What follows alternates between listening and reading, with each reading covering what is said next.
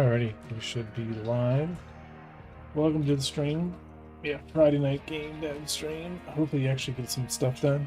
It's mostly going to be refactoring today. I want to go back through the ClickUp and try to figure out like where I actually left off last time. And what I've been doing is just going through the just kind of go through things in a test environment that I've created that only has the very minimal of everything. Minimum character controller, minimum items. I need to set up something. Oh, yeah, we're not going to game dev stream. Thanks.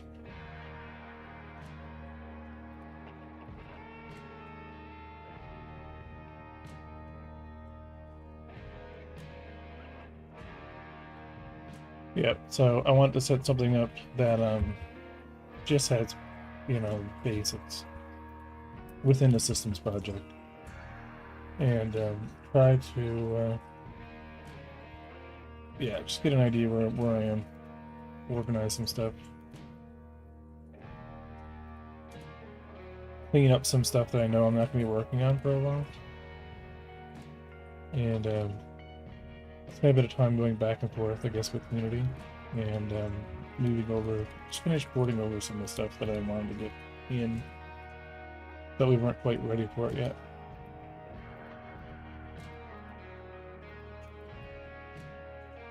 Alright, so YouTube should be good. Hey, fix this.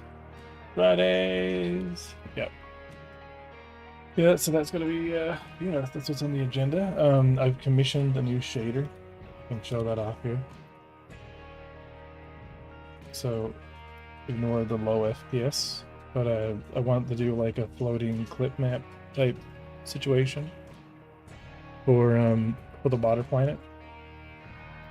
So like as we're getting close to the water planet and the water is loading in, I want to have like a different kind of a detail map that kind of follows around each of the clients, that have authority, right, based upon their position.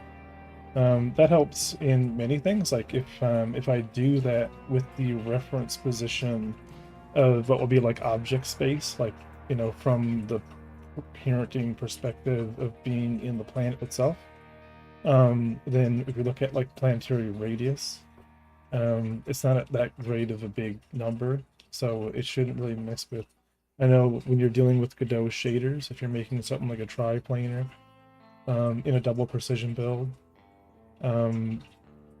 depending on there's still like weird double issues that can happen even with shaders. Oh my. Flippers back on.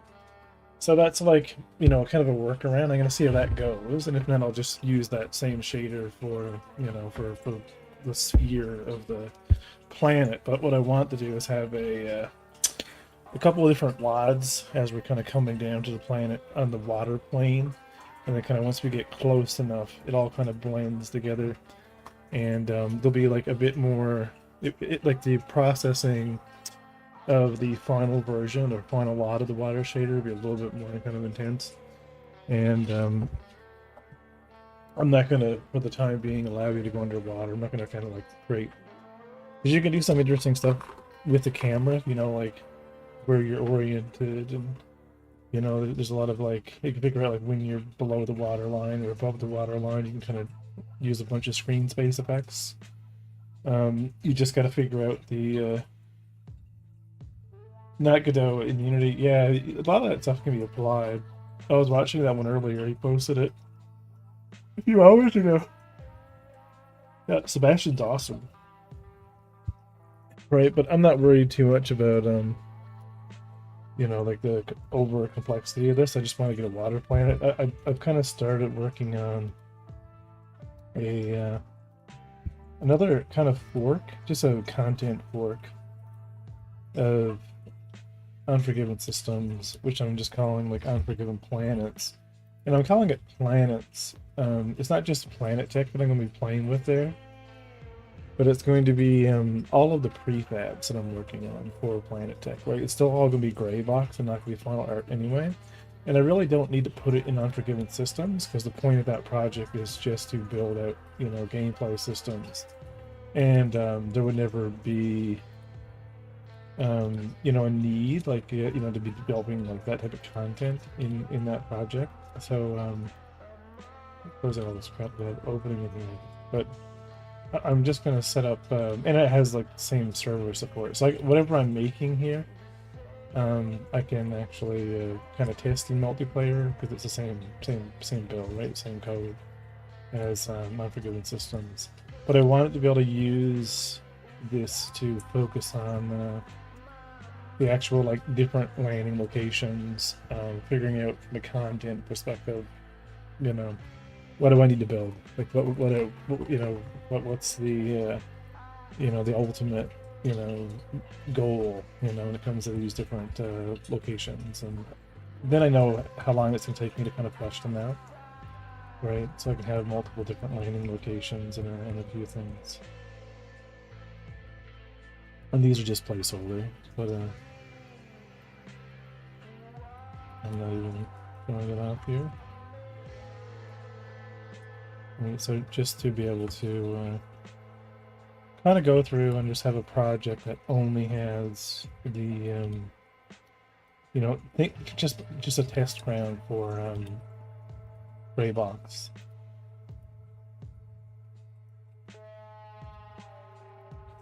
Right, it's kind of my thought process. And I'll move, because I was in Unity last night. I started going through all of my old Unity projects, and there's a lot of stuff, man, that's like in one of those. So I have the Akiro cluster in SC is not one location in game. On the site it is. Do I just ignore it and move on?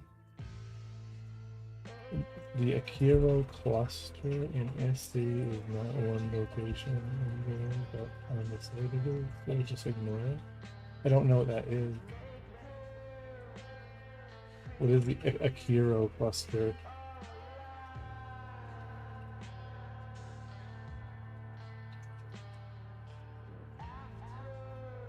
It's an asteroid field. It should still have an OM marker, and wherever that OM marker position is, you know what I mean? Because it'd be like, whatever it would be, it would come up as, you know what I mean? Like Akiro cluster 847 or whatever, you know, like the mining fields.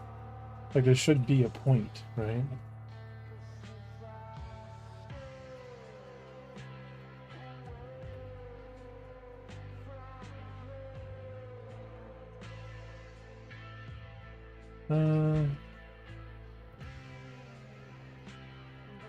There's like 8 or 6 different ones, but which ones have trade ports?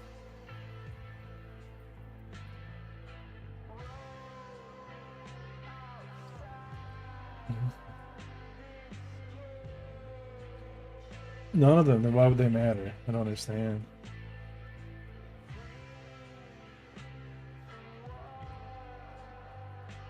Because there's thousands of those, like mining claim, you know, whatever. Like none of those we would need.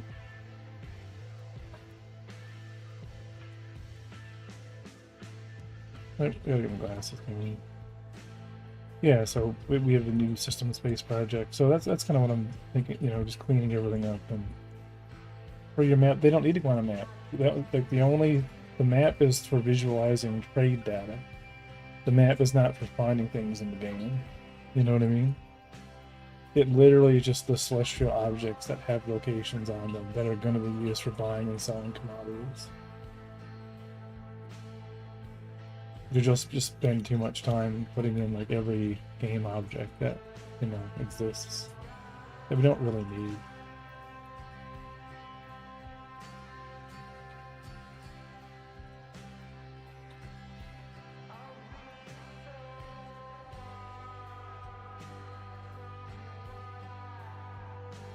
So the stuff don't actually place the stuff on it. The chords don't actually place.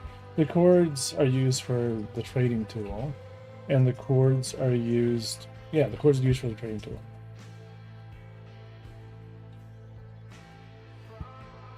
Like we don't, you know, like they're also used for visualizing the map, but that's actually done a little bit differently. There's values in the celestial object page for setting the orbit and what angle it's on, how far away from the planet or the moon it is. That you can actually set that makes it appear. Okay, so let's close out this. This is good. I'm excited to get this working. Tomorrow is Patreon payout day, so distance calculations use distance calculations use the coordinates. That's why the coordinates are important. So we're gonna get rid of all these weird bugs that are happening. So like in systems, see on certain configurations, I'm getting an error. There's an item not set.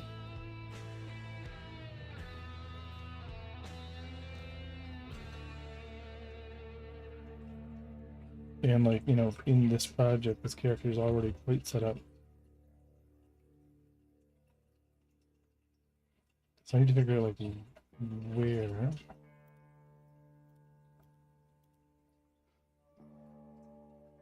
Yeah, like why this works on some. Do I need a surface tray chords if I have planet chords? You only need the OM. You only need the center of the planet, which is the difference between OM1 and OM2. Really, most of them are just like OM1 with the Z value being 0, because everything for the most part is flattened. Like if you notice, the Z of OM1 is like positive 50,000, but then the OM2 is like minus 50,000 on the Z, then you know it's at 0, right? And then that's all we need. We just need, like, there's only celestial objects that take coordinates, so you don't need, like, trade ports don't have coordinates, right? Locations don't have coordinates.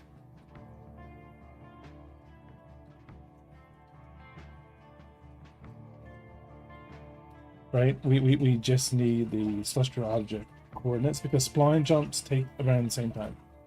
There's so little difference between a spline jump, no matter where you're going, once you get there, that it doesn't matter. Like, you know, like you're just gonna get to the place and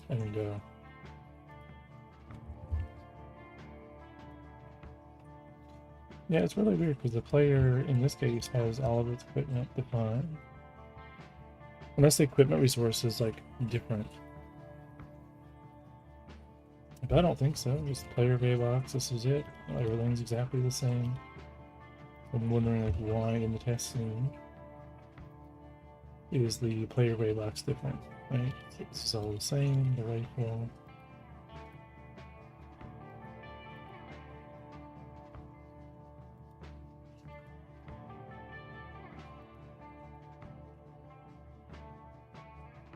There's an item missing from...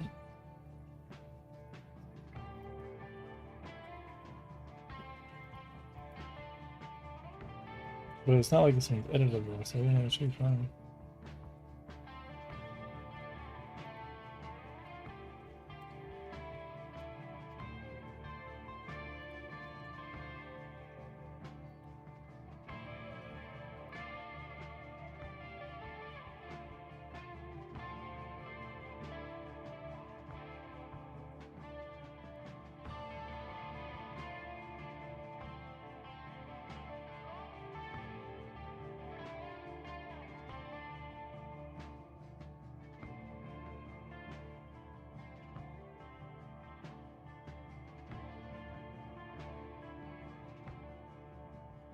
Yeah, there isn't a new error.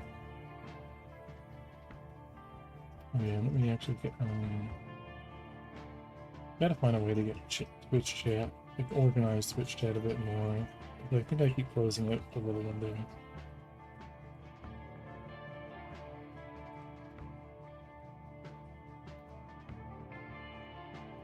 Yeah. YouTube at review.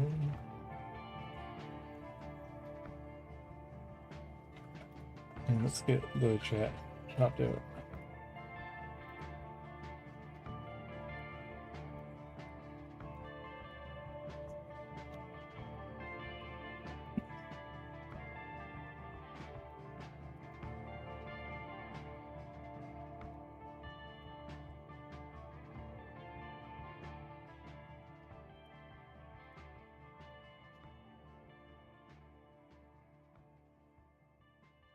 It's really weird.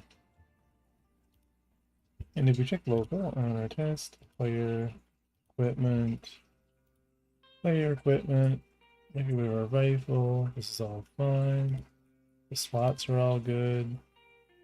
Each of the equipment slots, hands are not set, tools set, primary set, secondary set, and the terminal set. So the items are loading in, like the inventory is working fine. But it is giving me an add slot. Unless add slot is null. We can null for some reason. I already checked it actually, which we really should. We're not giving it one.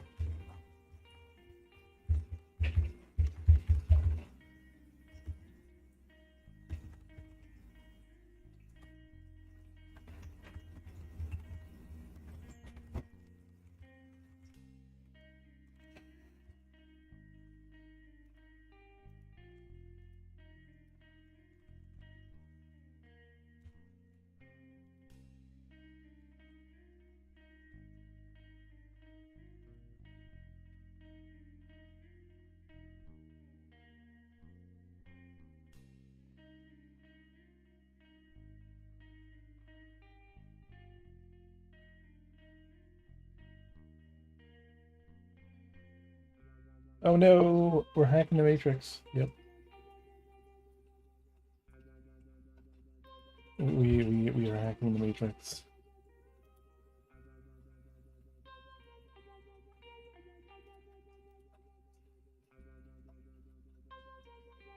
You want a wireless version of your mouse? What's your mouse?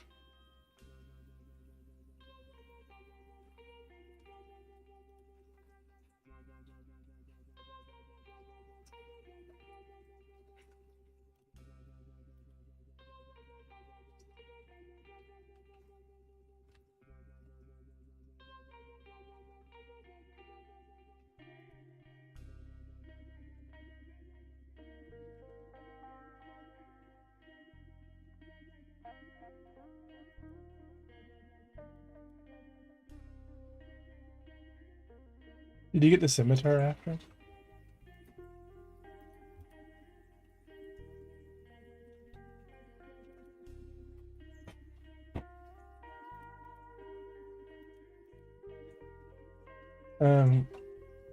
But the one, okay, I gotcha. Yeah, wireless scimitar was awesome. I liked that mouse, but I was getting weird clicking issues with it very quickly. Like it was, it didn't last very long. Like I was hoping it was gonna last a lot longer than the Naga, but it didn't.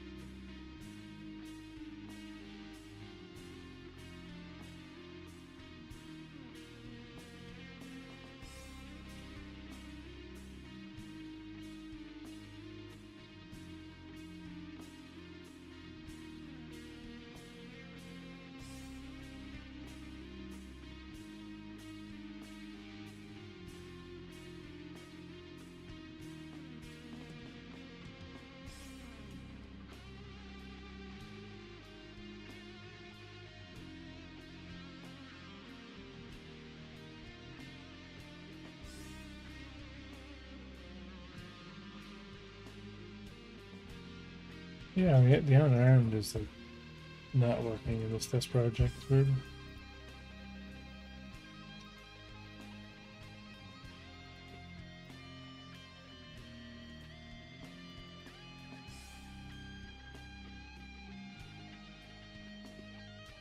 Yeah, here it has issues, but I had good experience at Corsair Tech Support. Just give me replacements as long as I prove that I bought it and I have not support experience. You don't want to buy a Razer product.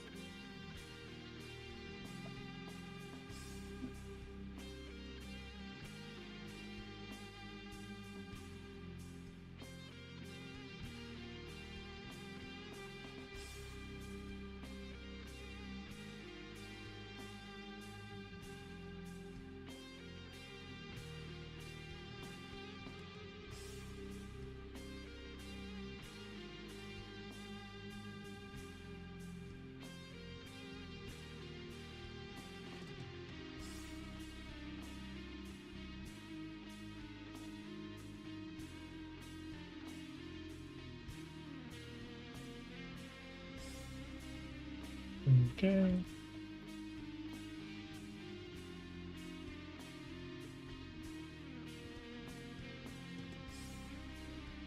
Your mate didn't pay it. Yeah, I just read it as I see it.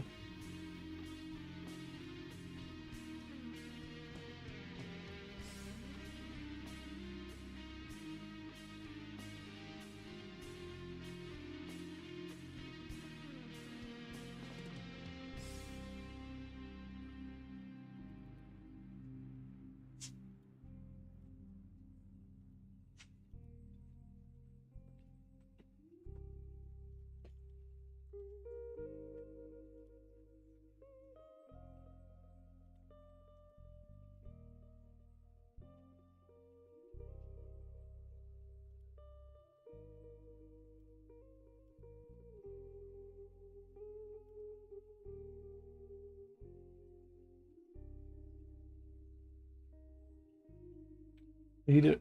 Need to read in your head a little again before you repeat, as you make uncomfortable on Twitch. You don't know what you mean?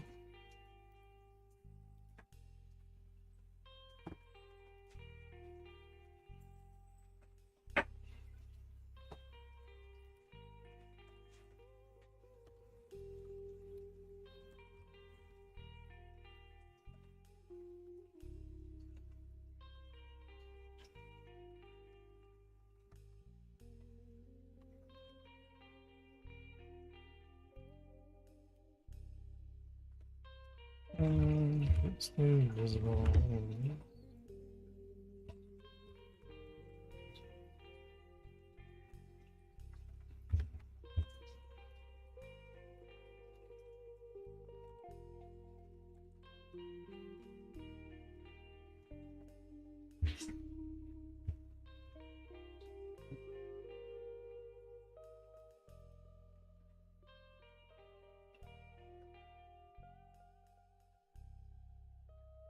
Oh yeah, I don't mind that.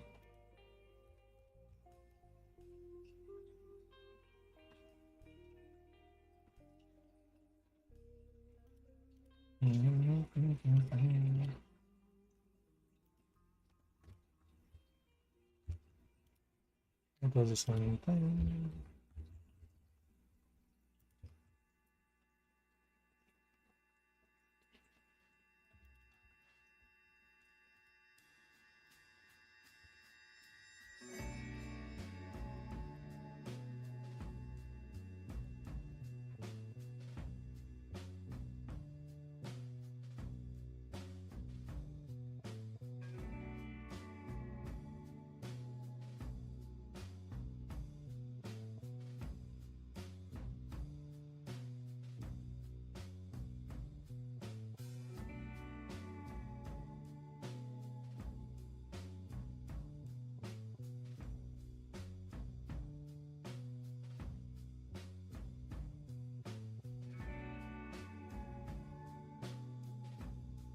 Hey, Pagan, how's it going?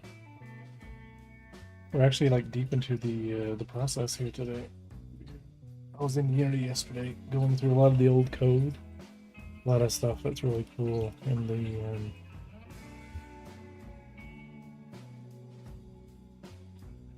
Planets project. It's gonna load it up, you know. It'll be 20 minutes in the background doing its thing, and there's a lot of this stuff I want to start porting over. So what I've been going through today is just going through and cleaning up errors, running a couple things through good old ChatGPT, and removing like a lot of code that was kind of like silly, and just, you know, just doing generalized cleanup, making sure some of these like singletons and stuff are actually like, you know, set up correctly, and, you know, they can be shorter, and yeah, just generalized cleanup. And I'm doing that to get an overall idea of where I kind of am with things, because it's been on like a while. I want to develop a roadmap, like another roadmap, you know, of figuring out what I want to kind of focus on. So I have this, you know, back in Unity, this planets project, and this has everything. Like a lot of the prototyping I was doing. I don't know if you remember. So it has some generators that I really like. Like, check this out.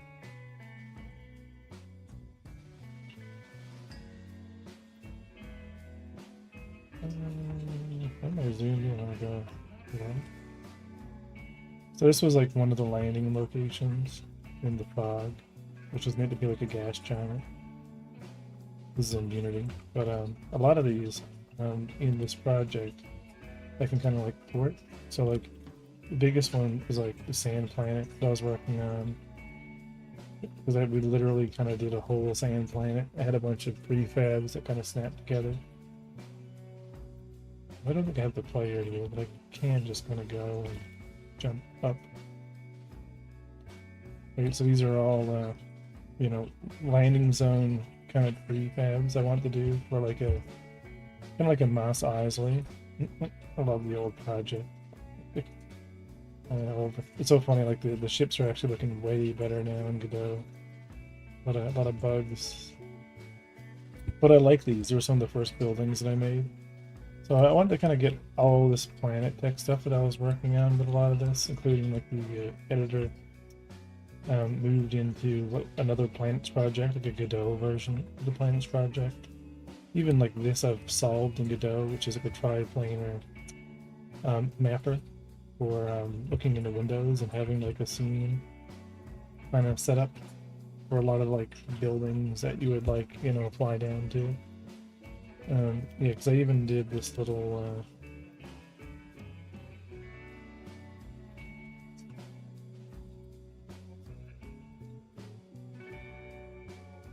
yeah, so like this was a prototype, just in like gray box form, of a landing location that I wanted to do for one of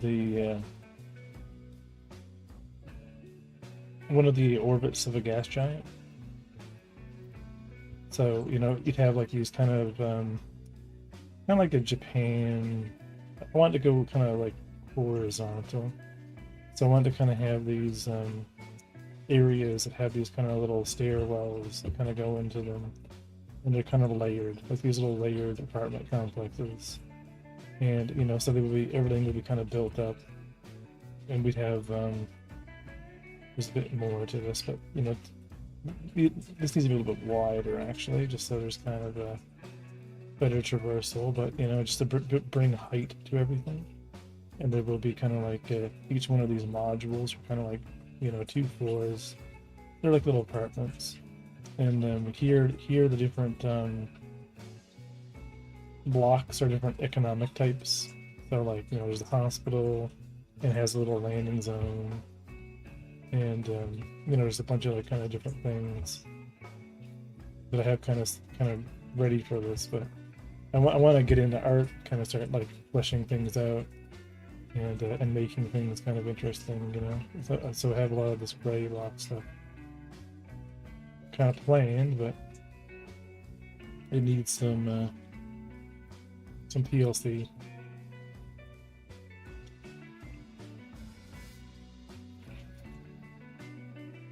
And we have our high towers. Right, so these will be like kind of anchored around visually in like these kind of a spider web kind of pattern across the gas giant. So they're kind of, you know, these kind of connected nodes. It'll be kind of like, you know, connected together, kind of like a lattice structure going around some of the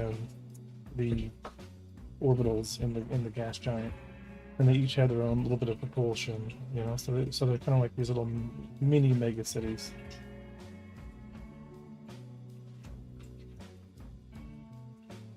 And they'll be built on top of these platforms that are kind of floating.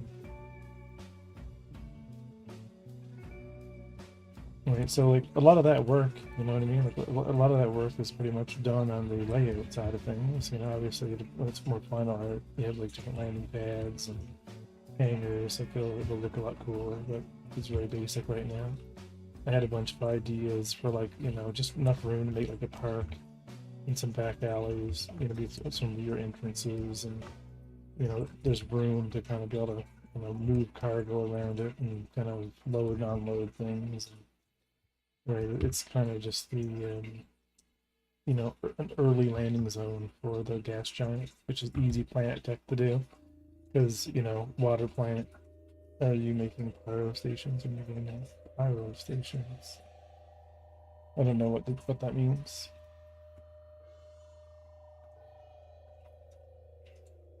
Right, so this stuff is like all here in this project, and I want to like actually start moving it over. There's a lot of stuff here, which is cool. Like there's a whole generator here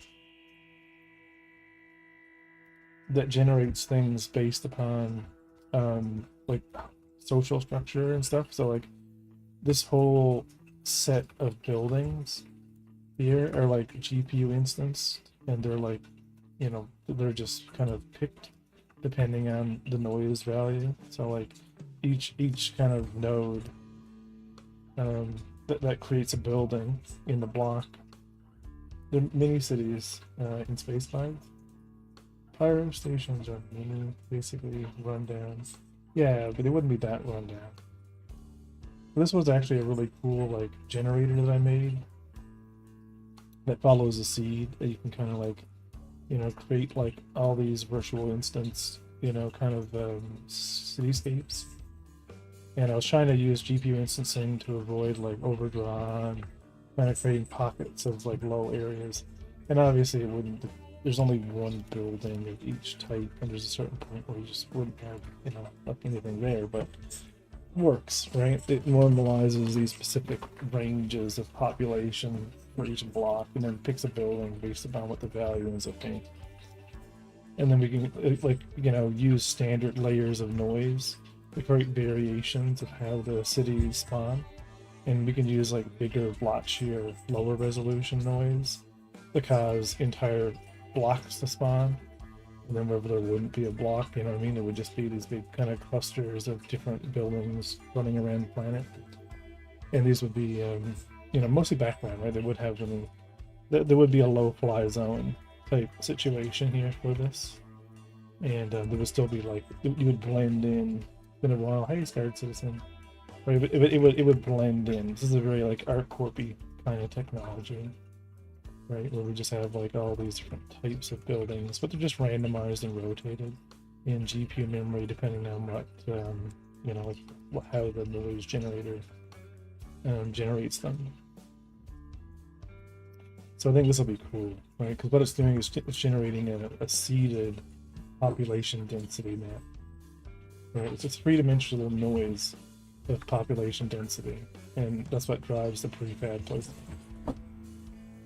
And we just need to like, you know, curate it. So this is like cool stuff in Unity, right? That I you know, really want to kind of move.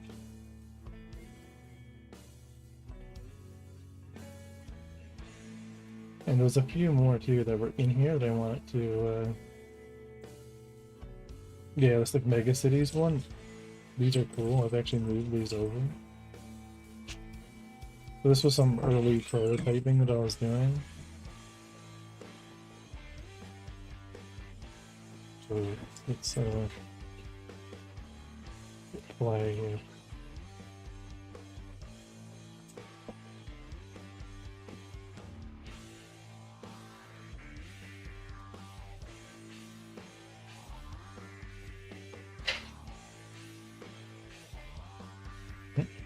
Is this even working?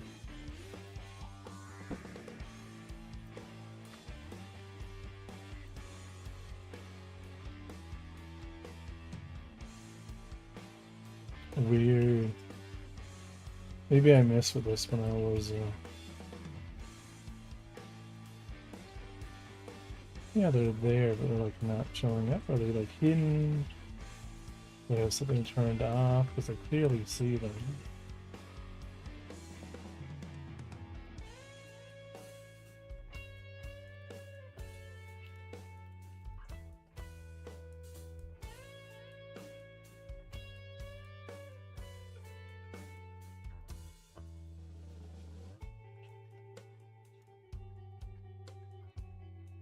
That's weird.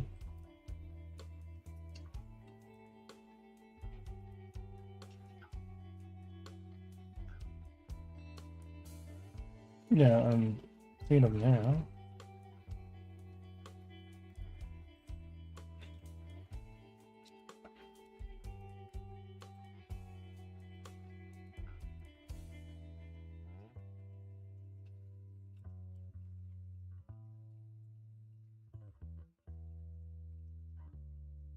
Was that? I'm looking forward to the future of Unforgiven Space and the Ghost Project. Yeah, I really hope I can have some more like more concrete in-game multiplayer results. We don't worry too much about the art if things all work. Yeah, I wonder why shaded. I don't have wireframe turned on. I think it's just Unity being weird, man. It's like I can see the preview of the lighting as it's stopping it from showing up. But anyway, like a lot of this stuff I've been revisiting because I'm like, man, we got to get this stuff ported, so we have more of a playground to kind of play with.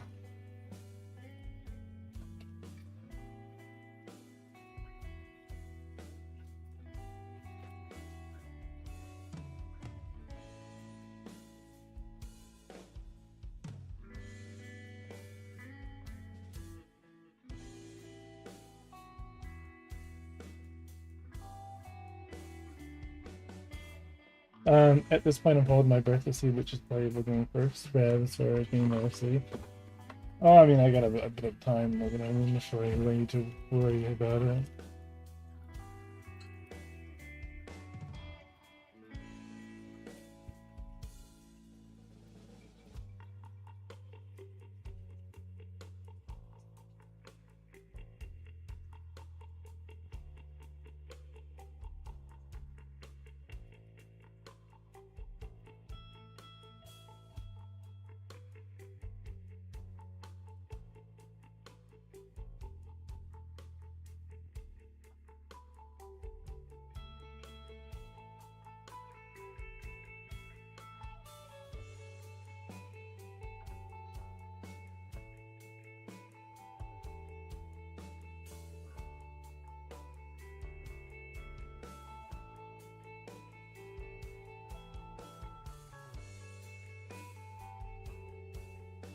My money is on US. Do you have money on US though? Yeah, I think so too. I think like I'll get there. I get more resources at my disposal at this point, so I just want. I can't wait to get into art. Like art's gonna be so much fun, and there's just a few more systems I need to like actually get working on the multiplayer side. And then what was I doing? I was working on I don't know something.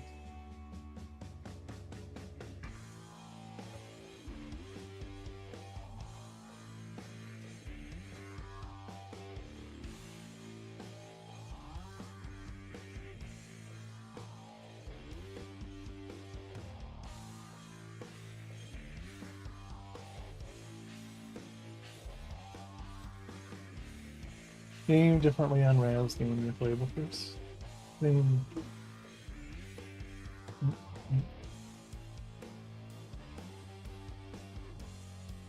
What? Yeah.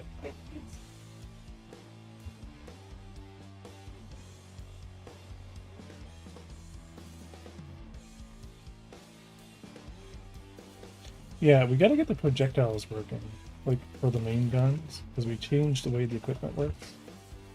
Really, I need to finish I need to finish the inventory system. That's gonna be what needs to happen. Making the system work in multiplayer.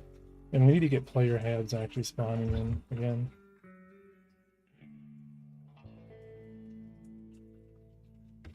I turned off all the grenade stuff that I was working on. And okay.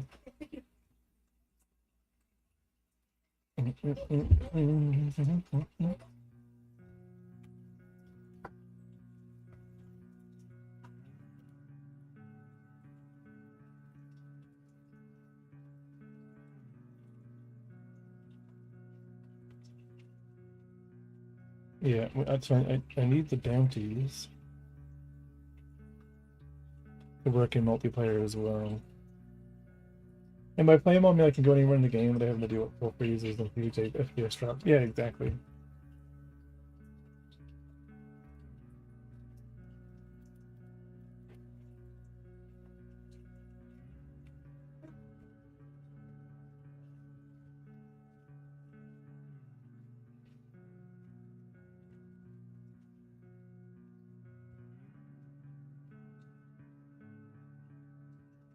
Now, I did get an error then. What was the error that I just got when I tried spawning that in? On the Visual Instance 3D.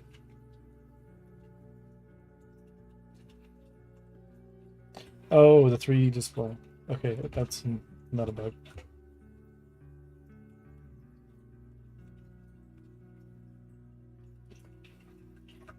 Yeah, are they cheap and easy viewers? Yeah, that's what I just need right now. Players playing together. We have that. We just need to get cargo system working in multiplayer. I think that's like uniform. Do you want to be a volunteer project manager when it comes to juggling some?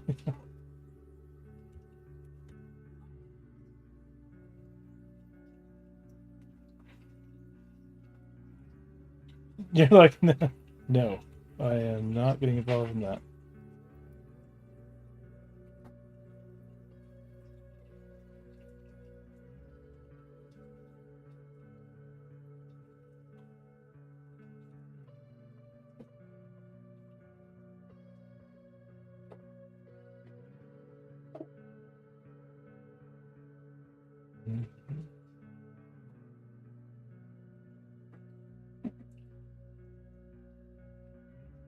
Yeah, maybe like a way targeting.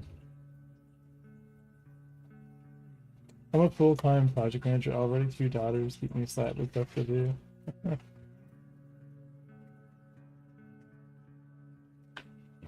They think it's already suspended. Oh yeah, that'd be great. You're making that now? Yes. Oh, cool.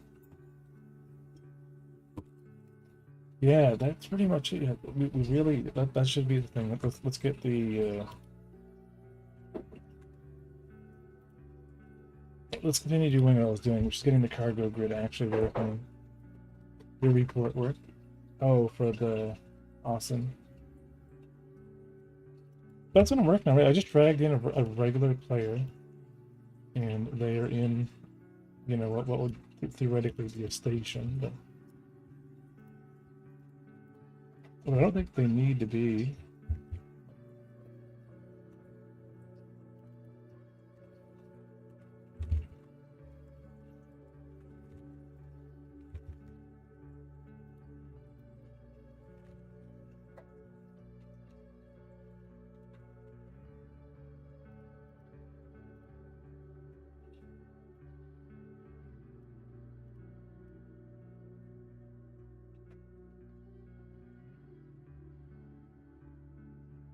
Yeah, because I think a lot of this can still be null. Everything should just work.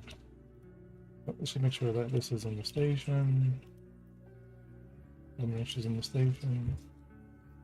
And the player is in the station. Hey, Rembrandt.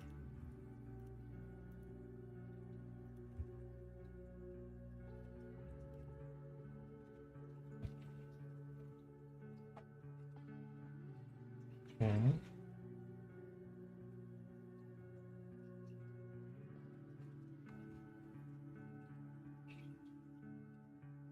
Alright, now the errors are gone.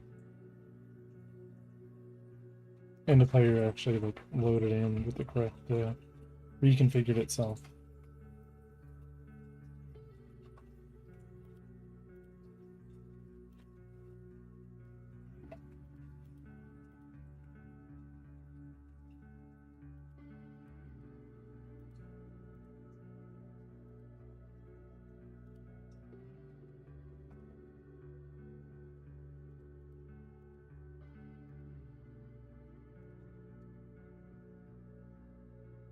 Yeah, so let's remove.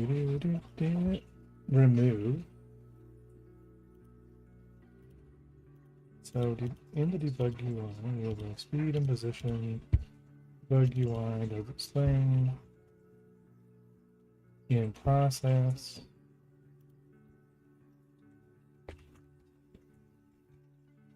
Really, we should probably move. Yeah, let's do the raw design.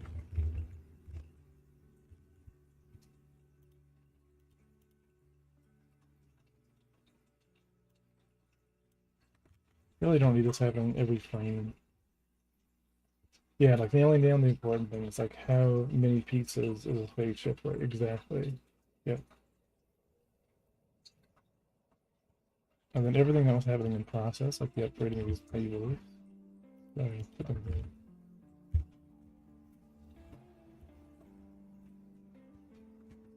You want to play in this case.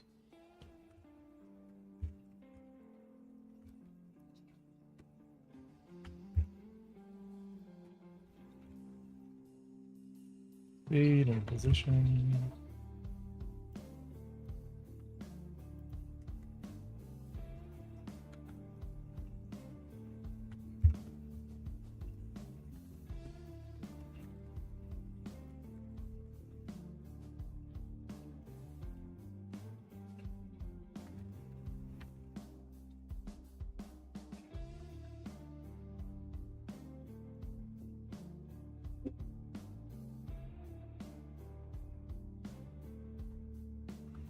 And I'm gonna format that.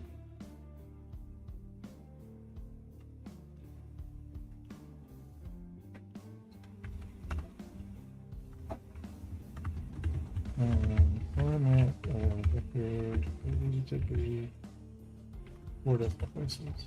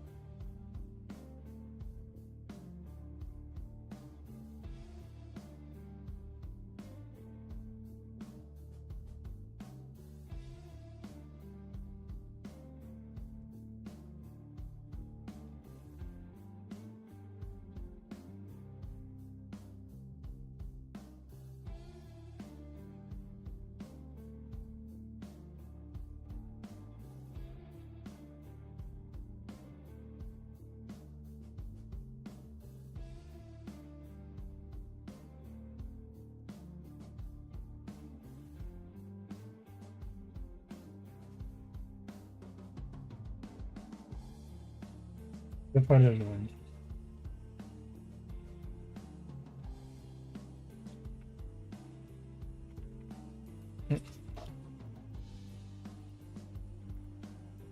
Craving.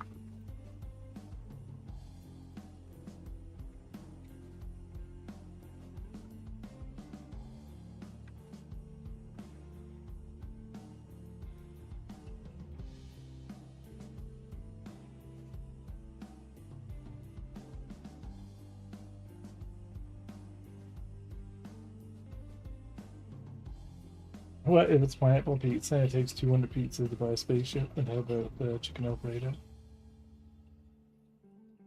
Hey, Don, the developer. Welcome, welcome. Yeah, maybe probably bug if there's no not returning because we're technically doing the camera.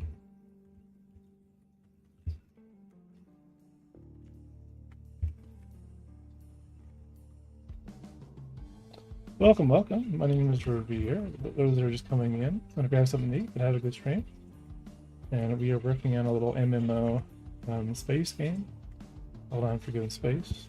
We are just working in our gray box project, doing some optimizations tonight. I'll show you guys just a quick little bit of what I'm doing here in the testing. I'm just cleaning up the debug display, making like kind of a new, just a new test scene because my original test scene became a little bit bloated, right? Which we don't want, but you know, it's a space game. You buy cargo, you sell it, right? We have gravity volume, so things could be like out of gravity.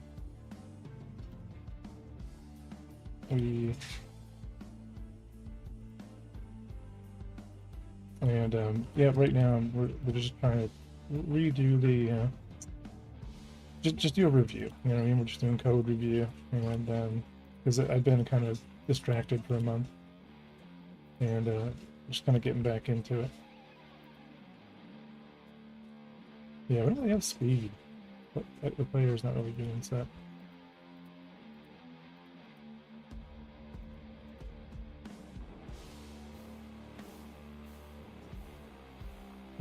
We should in UI. So if debug UI itself,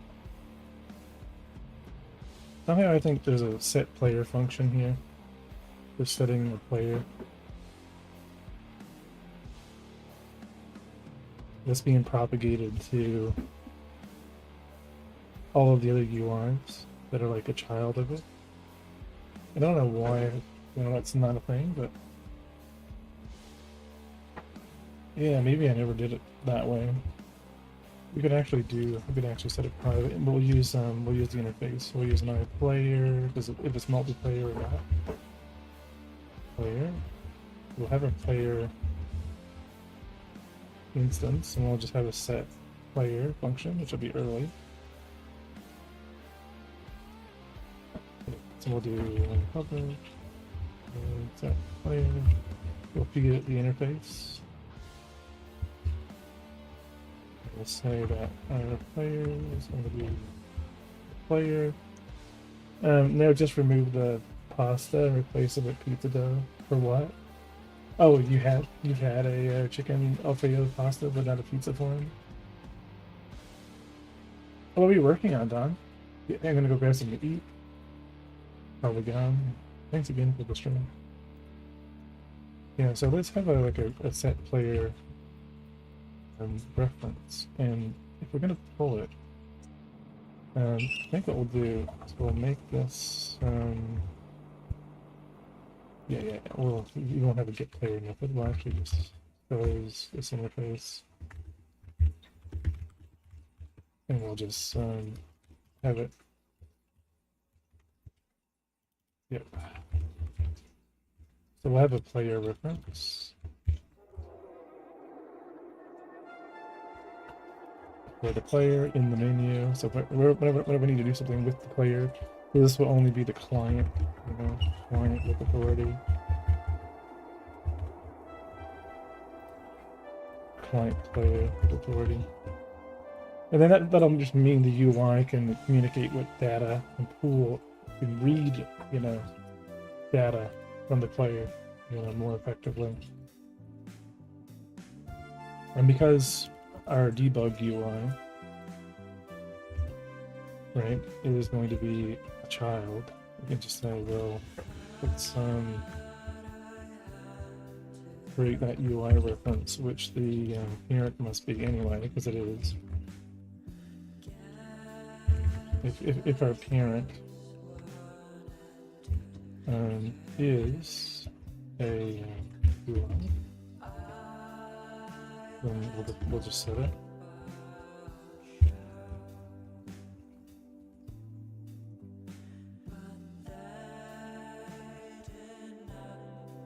And then because we This one's have first. our UI, oh thanks.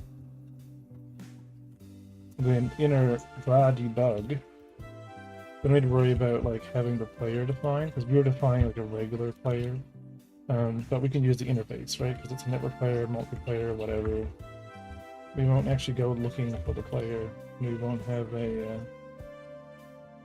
We won't have to like kind of like set the player through it. Right, and we'll just like if the UI player is not null, then there should be a rigid body reference. UI player dot.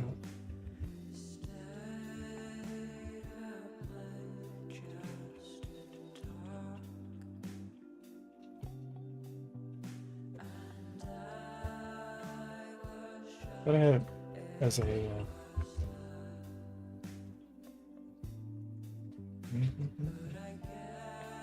so if it's not null,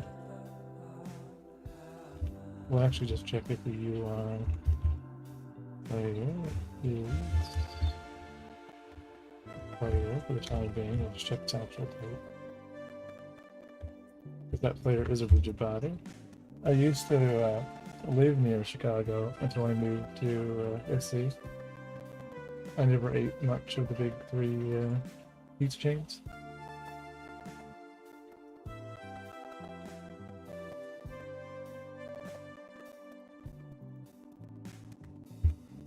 Yeah, so if the player is set, and we're just going to left to right validate that, because it doesn't need to be like updated.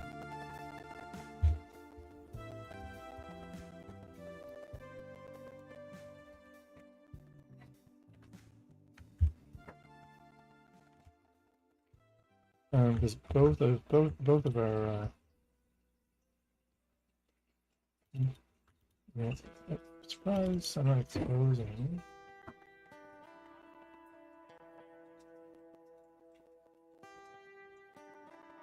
Right, because all of these inherit from rigid body.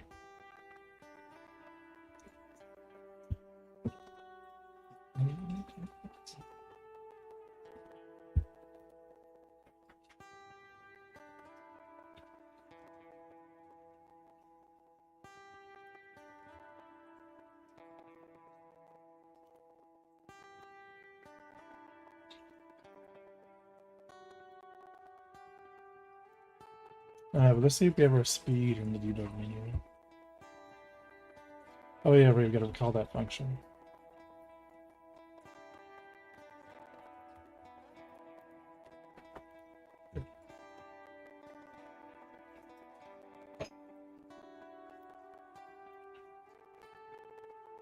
So on our player,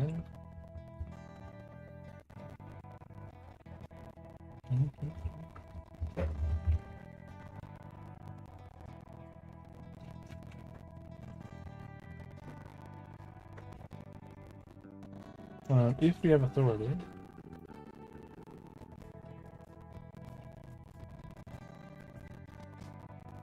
yeah, so we just do UI, set player, and we'll just send this.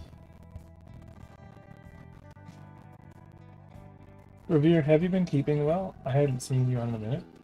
Or were you on while I was at work? Been doing well. I started a new job.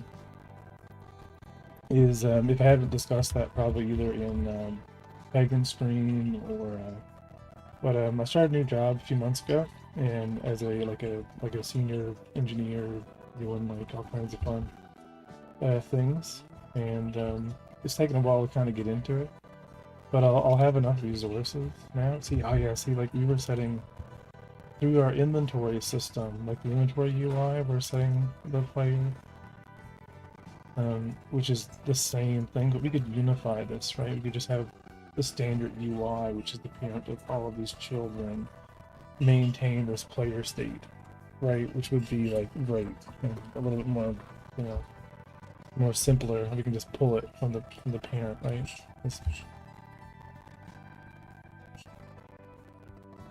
and then use our okay, so that's been the big, the big thing. But I've already been working now, so scared.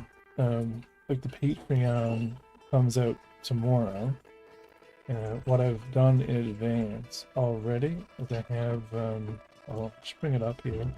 Let me go to Fiverr. So I've consulted someone. Let me just go to my mail where I doc someone.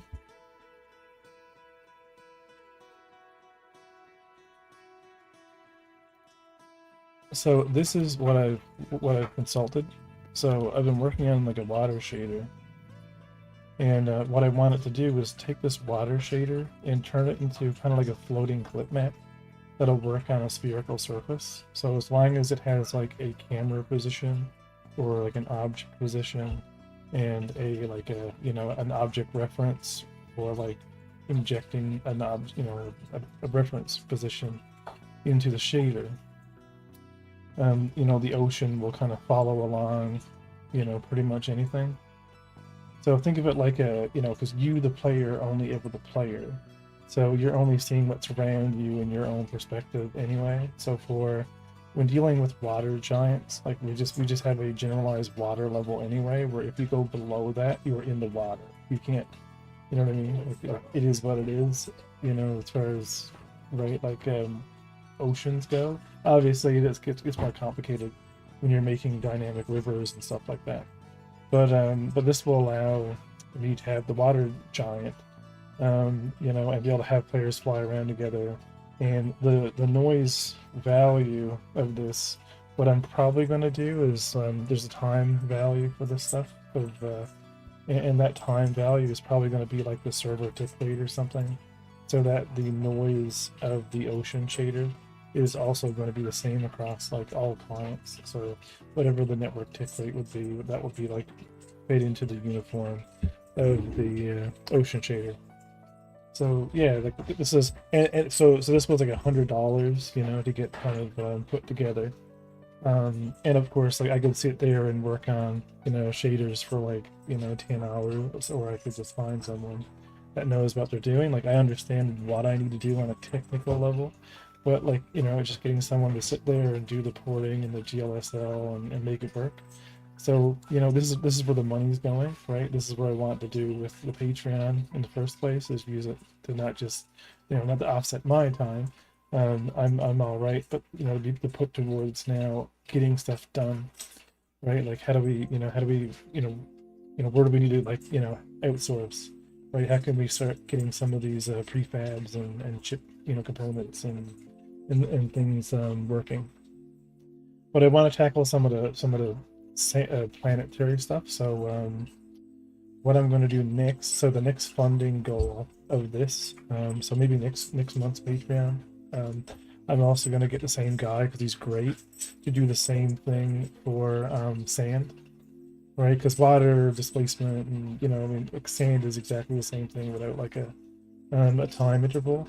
But I would like to kind of create like I want to do like a detail normal for sand. So like there's like a because when you're looking at a sand planet from above, there's like a couple different lines of normals you kind of want. So when you don't want like massive, like huge giant pillars, but I want to try to like knock out some of these placeholders, right? Because all I want to do is a gas giant. Gas giant's a fog volume. It's easy. You can shape a fog volume to be a sphere. I want to get the water giant in, and I want to get the sand planet, right? And ice is pretty straightforward as far as like generating terrain is concerned. So those are like my goals, right? Like my short-term kind of environment goals is, can we get these 4 spheres in the game, so we can create stuff around it, right? Like tests, like test locations, test commodities. So that's been commissioned, and I'm pretty much ready to go. And then so yeah, next month I'm gonna do the same thing, and then as we get more Patreons and we're kind of back into the flow of things, and we're getting more builds out, then I can start using the resources that have been kind of, because I'm working now in as a developer I don't have as much time like I did in education to work on the game, but I can offset that by just throwing resources at it. So anyway, that's the you know, what I've been working on, I guess, over the last month. Last month has been a lot less progress on the game than I would like to have, but you know, it is what it is. Well, you know, it just at least, you know, I mean, I can kind of focus on a lot of the stuff. And what I'm really hoping to see soon is we'll have enough of this stuff kind of together, and Lance as well, who's another patron, that I can actually be doing art, right? And that'd be wonderful, because if I can start doing art and doing like Substance Painter and just being able to kind of express myself on the art side of things, and getting back into Blender, we don't have to worry about a lot of the coding. And that'd be a really nice spot to be. But we get, like once enough of this stuff is working and it's playable, and I just need to add, you know, different types of ship components, different types of commodities, new locations, and we're into like more the game design place where we're just making missions and making, you know, then I think that'll be cool. I think there'll be a lot of it'd be nice for the transition into more of an artist when I'm kind of switching back and forth between like work.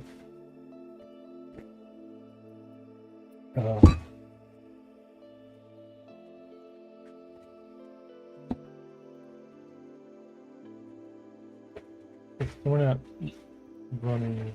We should be running this now on VR.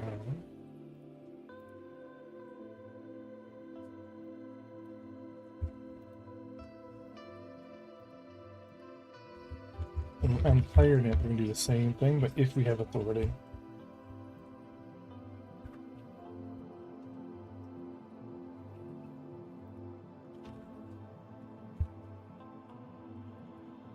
And we'll eventually not need to worry about the inventory, because we'll be doing kind of all of this through the main UI system.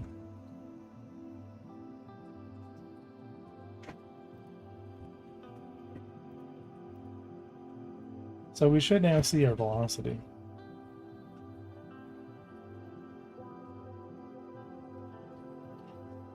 Now I should normalize that so we actually have a real speed, but you know, just little things, right? I need to kind of, I have a whole terminal built into this thing, you know what I mean? So we can actually start kind of testing and spawning in things, and, you know, working on building that stuff.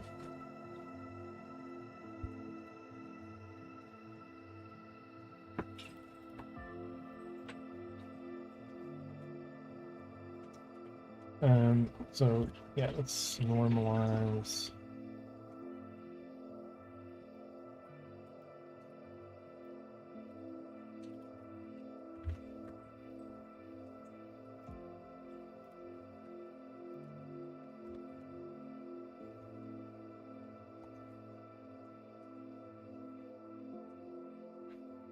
Yeah, so we need linear velocity. Yeah, we need to take the linear velocity of a rigid body and just turn it into meters per second, which is just going to be the length.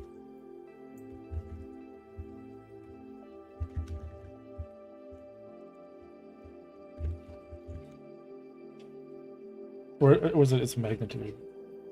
No, it's just the length. Because the magnitude would be, yeah. So just length.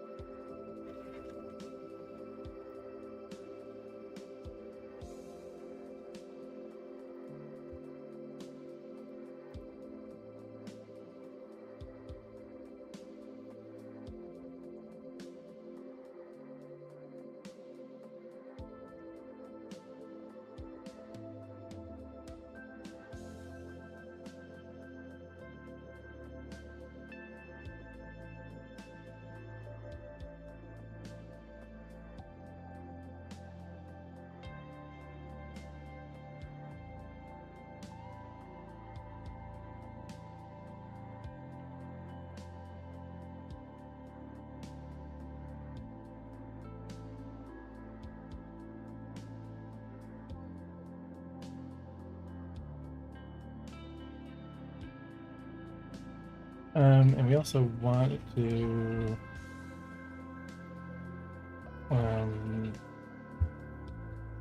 Maybe just the first decimal place, maybe, yeah.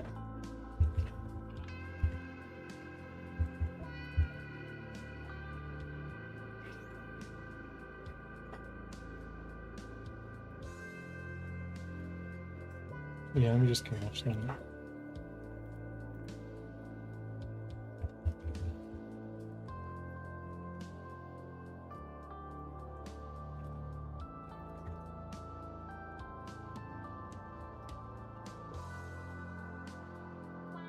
And we'll just format it.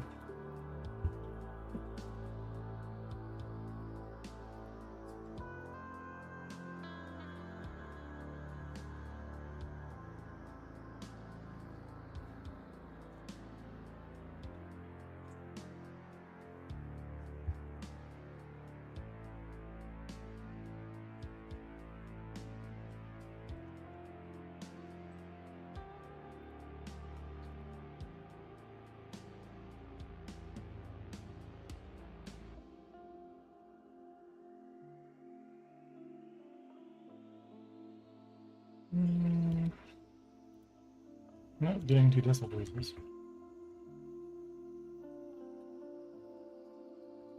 Thought we defined format, but that should look like we did before. Oh, maybe it has to be like this.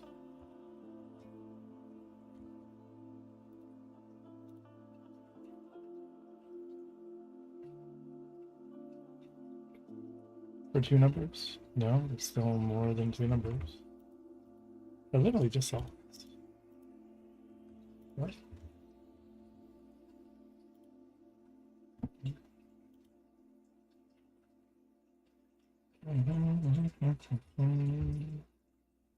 Yeah, it has that not right.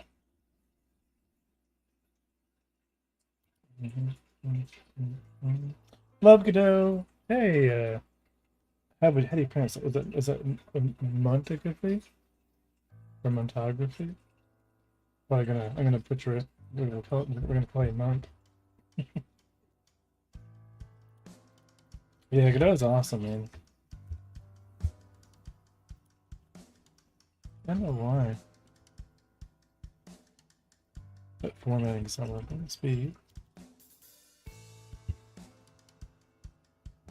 Wait, two decimals?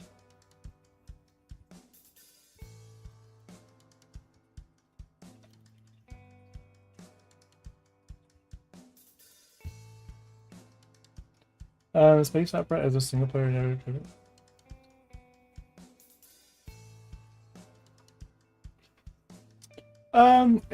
It's going to be more sandboxy, but I do want to ultimately bring more story to it. We're kind of think of it like Sea of Thieves in space. You know, like Sea of Thieves in space is kind of sandboxy. You're doing merchant quests, you're buying cargo, you're selling it, you're risking getting pirated. Very much Sea of Thievesy, but in space. And you know how they do like a lot of either like lore-oriented kind of missions and events. I kind of want to do that, right? Where I can kind of tell like a little bit of a story through like a set of content, through an update of things. Because I think that'd be cool.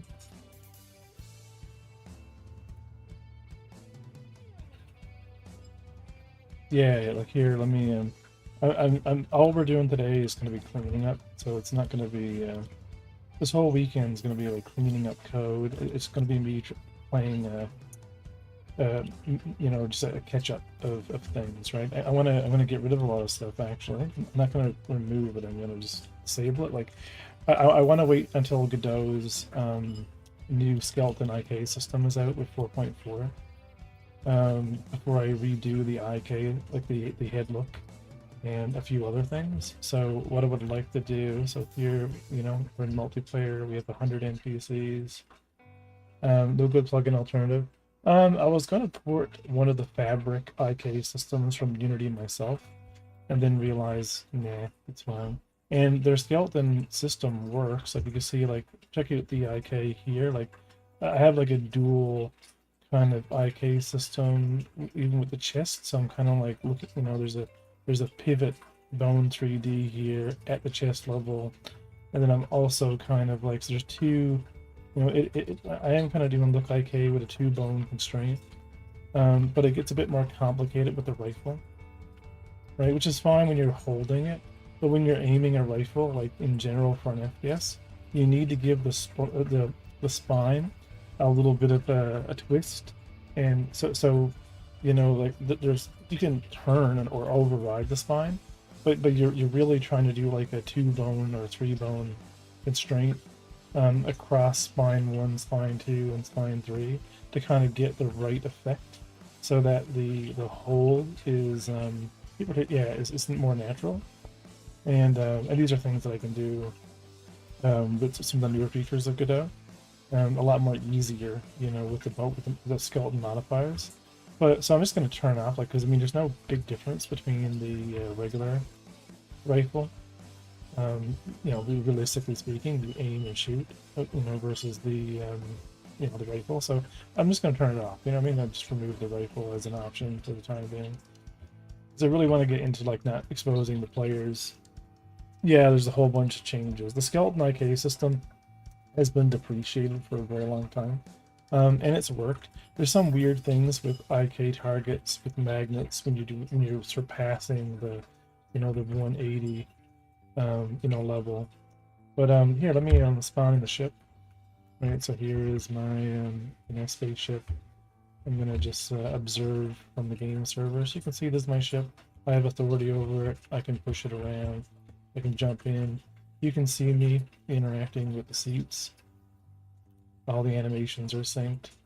I can jump in. Right, so here's, right, if I come around to the side here, right, you can actually see like all this stuff is working. So that's been a lot of work with iFire and the guys that are working on the VR stuff. They're working on importing VRMs and working on virtual reality solutions on top of. I have all this stuff implemented. This is most of this stuff is working. You know what I mean? Like I have warp. You can just like, you know, warp and go down on a planet and just kind of, you know, like play the game together. You can spawn in your own habitation module. You know, you can do missions. You can jump into a co-pilot seat. You know, you can be together. You can have that kind of, you know, kind of base persistence together. Like all the NPCs are the same. The combat NPCs are the same. Like it's not in my own ship. It's probably been 2.5 years. This was originally a Unity project. Now keep in mind, this is not the full game. This is my gray box Unforgiven Systems project. So I do have more of a final art build, right? That you can see, like you can actually, you know, look around and actually see the detail, you know, of the ship. But it's actually, why is my freelink not working? Weird. But the project is funded by you know, by Patreon, and you know, we have a bunch of early kind of pioneers that have invested into the project, and you know, I try to do so many builds, you know, as often as I can. You know, just to kind of test certain systems. Like gravity volumes inside the ship are not working, but let me just kind of clip out the planet gravity is like way too strong. But you can see like we can play the game together. You know what I mean? Like it's working. You know, here's my little dude. You know, 0G works. You can, you know, I'm like slowly floating away.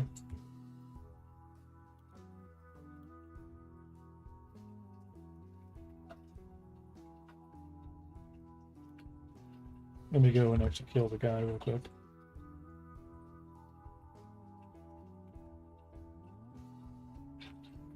Where is he? Yeah, there's so much more. Like you can take off like all the components. All the components are like actual physical components. Like everything can be hotspot. They can show that working in like the test build, but I mean it's not a, you know, I think this is my ship. Like if I don't have authority over the ship, I can't snap them back on. So it's probably yeah, in multiplayer, not fully working yet. Oh yeah, see, I don't have authority over that one, so it's like freaking out right now because I just snapped it off. Yeah, so like that's the. Let me go to like FPS testing. So this is the yep. I'm using Trello for a lot of everything. So like here, you know, I have my player, I have my inventory, you know, everything in the game for buying and selling uses actual like in-game terminals that I made. So if I actually spawn in a bunch of handguns and a bunch of rifles, they go into a location in the game. So like these are all physicalized. I can like grab them with my tractor beam, right? So all items, like if I go up here, and I'll just click on the way real quick here. So we can just go and like loot any of this stuff, you know, just loot them all. And this all like, you know, getting this all in multiplayer. But I can also just like, I want to give my buddy this gun. I can just drop that gun on the ground, right? And then pick it back up again, and then just equip it again.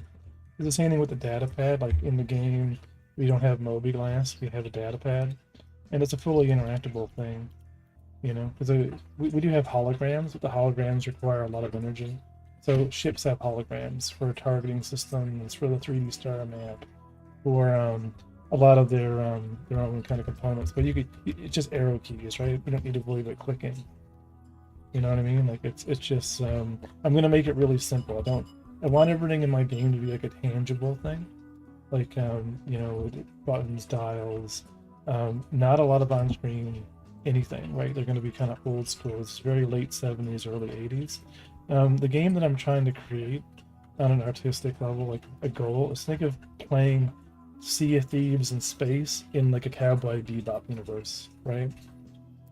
So where Star Citizen focuses on more like a citizenship military style game, my game is like everyone's more of a space Amazon driver, like a motorcycle game, you know, type ethos, where like, you know, they're underpaid and, you know, just being pretty much exploited. Like, you know, people don't go to space in my game. Corporations do. So they have their own code, you know, not to let people go adrift. You know what I mean? And to I like I have a throw indicator on the grenade. It's just stuck on the grenade. So yeah, and so that's kind of what you're doing. Right? You're buying cargo and selling it and fully customizing your ship. And it's kind of up to you, like what you want to do. If you want to just be a space trucker and just focus on that type of gameplay loop, you can. If you just want to do, it's public in my. You can see the progress. Like this is some Star Citizen content right now, right? Like we have AI fully working, we have a full dynamic economy. So there's ship AI coming into land. It's probably going to break. But yeah, we can accept like a delivery contract, which has like pick up and drop off, right? So we can go and like grab like a cargo box and put it on the ship. You know, obviously you fly away and, you know, find it. But in this example, you know, we're just going to. Well, it sounds like you're almost done. Minus visuals. A lot of stuff is working. A lot of stuff is working, but you know, there's stuff that isn't working. But I'll get there. You know, ta-da! Look, I did a mission. Right? I made some credits.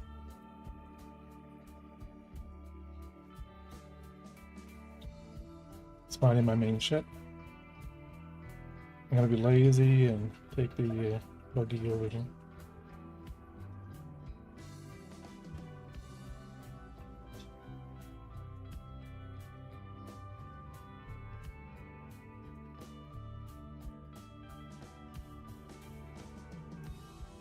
Yep.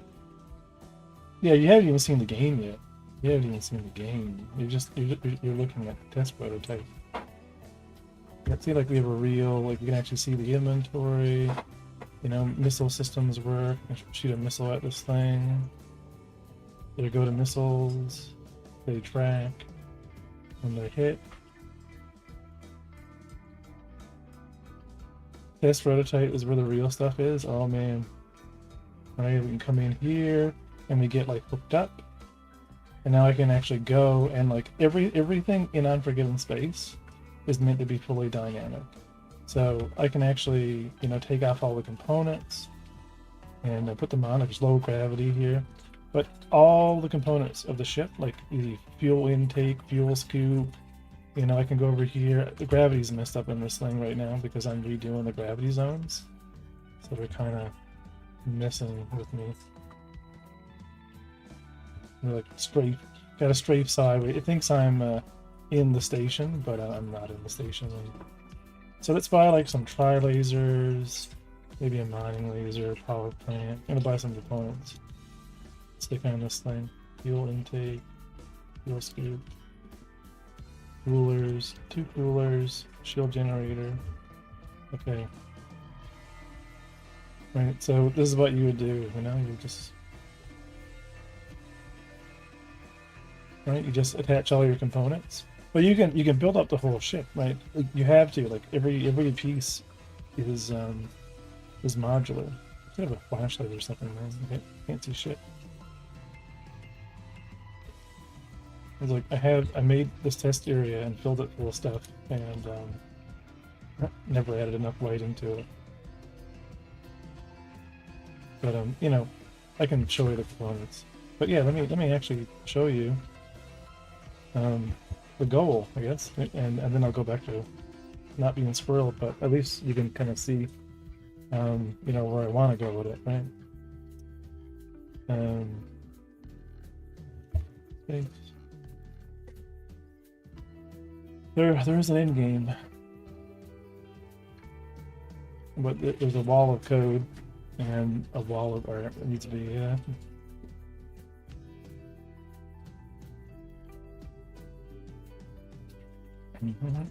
it's unforgivenspace.com/discord if you want to join the Discord. I think the link is down there somewhere. You know, Godot is really fast. It's still loading the game. Like, you know, the game before I ported everything over to Godot was pretty big. I had a lot of things working in Unity too before. The original Unforgiven Space is 600 C# scripts. So if you were coming over from Unity, would you really rewrite everything in GDScript if you've been using C# for like 3 years? And for performance purposes, like I find C#, you know, is you know, a little bit faster than GDScript in a lot of edge cases. And you know, like I work, you know, a day job as an engineer, you know what I mean? So I'm just in the C# land, so there isn't much like a reason for me to use a language that would be you know, like unique to an engine. So this is what the ship like actually looks like. I don't know why it's being like really in this project. My mouse is really choppy and snapping, but it's not the like when I have high velocity, it's fine. As I slow it down, it chops, and it's not like the frame rate. I don't know why it does it. It's just being weird. But anyway, like all the systems, like comm systems, right, the shield generators, and they're all designed to in a way that like you know what I mean, like has hookups for each face of the ship. So like, you know, when you're looking at that, you're trying to figure out like, oh, what type of component that is, you know, is it? You can kind of tell, oh, that must be like a shield generator because these are just kind of hookups, and you know, it needs cooling like many of the other parts in the ship. And you know, it's kind of and I'm going to show you some of the habitation stuff, because although it doesn't look that great, it's more, you know, how the game will look type of deal.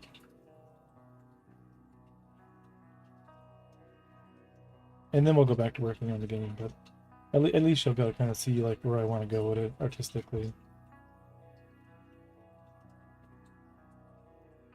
It'll load. Maybe I shouldn't have Unity running in the background and like 5,000 other projects.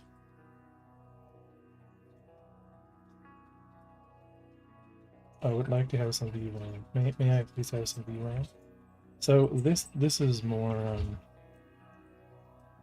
I just need to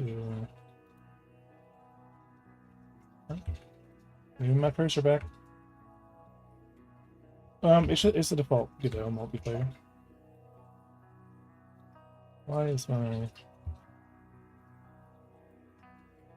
cursor's being moved?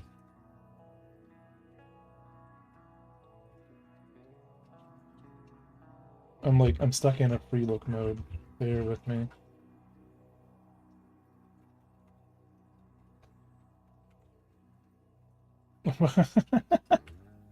Why is that anchor with me?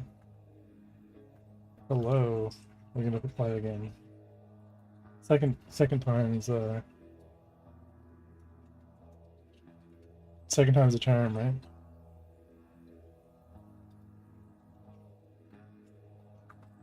Okay, so this is kind of what I mean, right? So you have your player, right? This is all the same animations in the gray box version, right? We have our sneak, because remember, it's Unforgiven space. You're going to be like sneaking around, passing guards, doing some drug smuggling. You know what I mean? Like you are like kind of a space, you know, a space-faring individual. Like all components, like I showcased before, they kind of snappable. I think I have a test node here somewhere. Maybe not. But I did. Either way, I'm gonna show you kind of some of the stuff.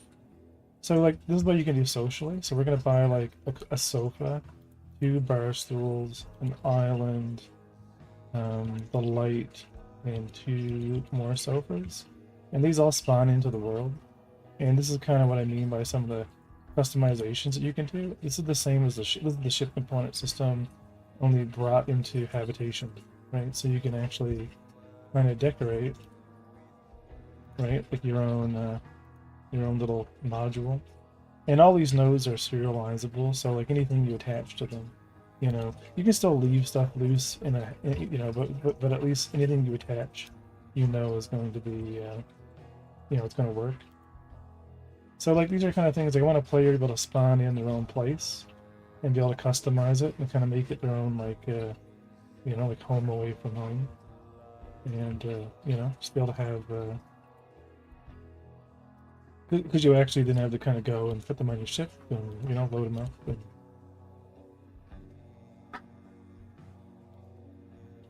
Right, so you can kind of make a little place to invite your friends over.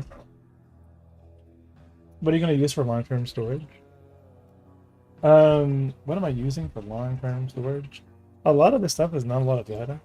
Like this is literally like your you can only have 1 habitation module.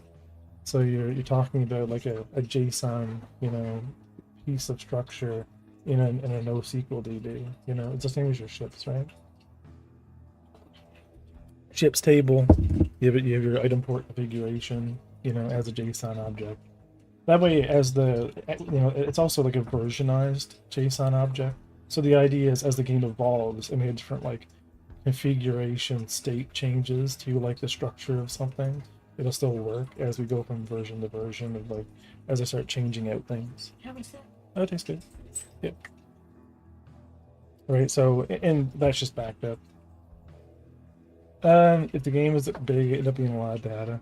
Yeah, that would be like a, I don't know. I get that's a suffering from success problem, but I don't really mind. Like you know, the idea, architectural for Unforgiven Space, a lot of this stuff is, you know, on the account server, and it's a good problem. Yeah, exactly. And each star system is pretty much its own instance. So like the jump gates in Unforgiven Space work pretty much as like a, you know, like an instance manager between them. Like you go to the jump gate, you know, call it, and you know, it'll just check like, hey, is there an instance of this place that I'm going to available? If there is there one with my friends on it? If not, like, you know, what's the nearest one for a region? And ultimately, it'll decide whether it's going to spin one up or not. So it'll just be like, okay, you know, player needs to go here. Hey, thanks for the sub. Right. You know, and then, you know, as players are not in certain locations, right, those instances can be despawned. If there's you know, multiple, you know, places that have like a lot of player activity, then, you know, I can spawn up more instances to kind of handle that per region. And that's right now I have a bunch of servers rented from OVH. So I have like a Toronto, like the north east server that I'm doing all my development work, just because it's close, at least for me. But as I scale it, I'll probably be using some type of hybrid. I don't know if you played with Agonus before. So find it. So Agonus is a Kubernetes system. that has C# bindings. So it's pretty much like just Kubernetes, but it's Kubernetes for game servers, and it has its own C#, game client server SDK, right? So the idea is you can build up your own kind of like monitoring infrastructure that then kind of like ties into, right? So you have your account management services, and you can build up a lot of like microservices, which I hate that word, but that kind of like keep track of systems, and then you can kind of have a lot of the I want to have a lot of the game servers and like the economy servers connected over like a web RTP, and then auto managed clusters. Yeah.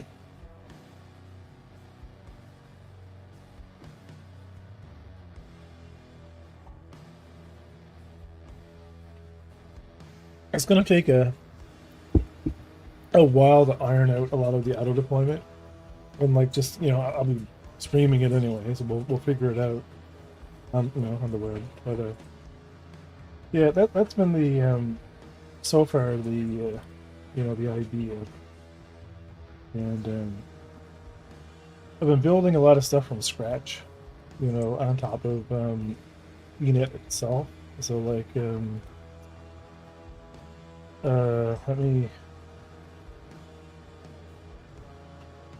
let me show you a project.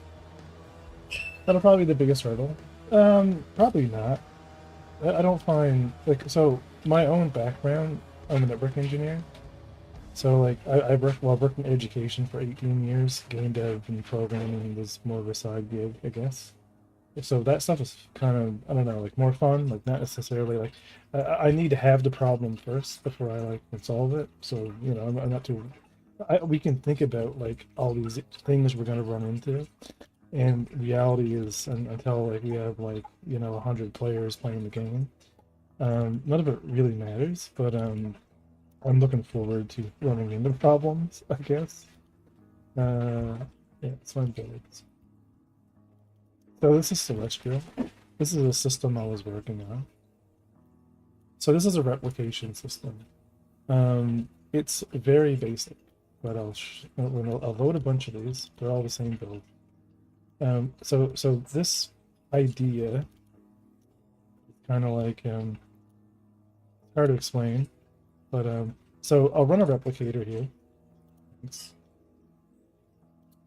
Now think of every one of these Celestial instances that you're seeing here. They are a Godot server, even though they're called a client and they're called a shard. Every single one of these are their own Godot game server that will be doing something. So in this case, I've ran one replicator. I want to run a few more of these actually, just to have in the background, just to to demonstrate how things can fall over. But so we'll just run a couple of these. So I have one replicator. I'm going to run a shard, and it's going to run 3 game objects. So what we have here is kind of like every one of these shards have like a token, a tokenization. It can use a handshake between like replication and itself, and I can add an object, and there it is being replicated. And it's pretty much only sending one-way information that it needs to replication that it can replicate. So we're going to go and run another shard, and now boom. So we have 2 shards connected to a replication layer, and we're just being fed deltas and changes between whatever properties, whatever entity data that I want to replicate. I can do this, and then we'll do another one. So this is like one with a bunch of red boxes, and it'll just take a second. It's not the like fastest thing in the world when it comes to like organizing itself, but it does organize itself. And if I go add a couple on this authority, they should eventually all like synchronize and be good. Now, when in this situation, each one of these servers are responsible for handling their own entities, and as far as the world is concerned, each server is seeing the reflection of other entities that will be on another server, but they can't control them. They come in as kind of like a client object, and they come into the player as a client object. But if you're dealing with like multiple NPCs, let's say that are running around a space station, that really that don't need to be simulated on a space station, right? Then these type of systems, especially with like a low level replication, work really well, because what I can do now is I could actually go and kill all of these, and as long as replication still exists, if I run another shard, I get them all, right? And then we're good.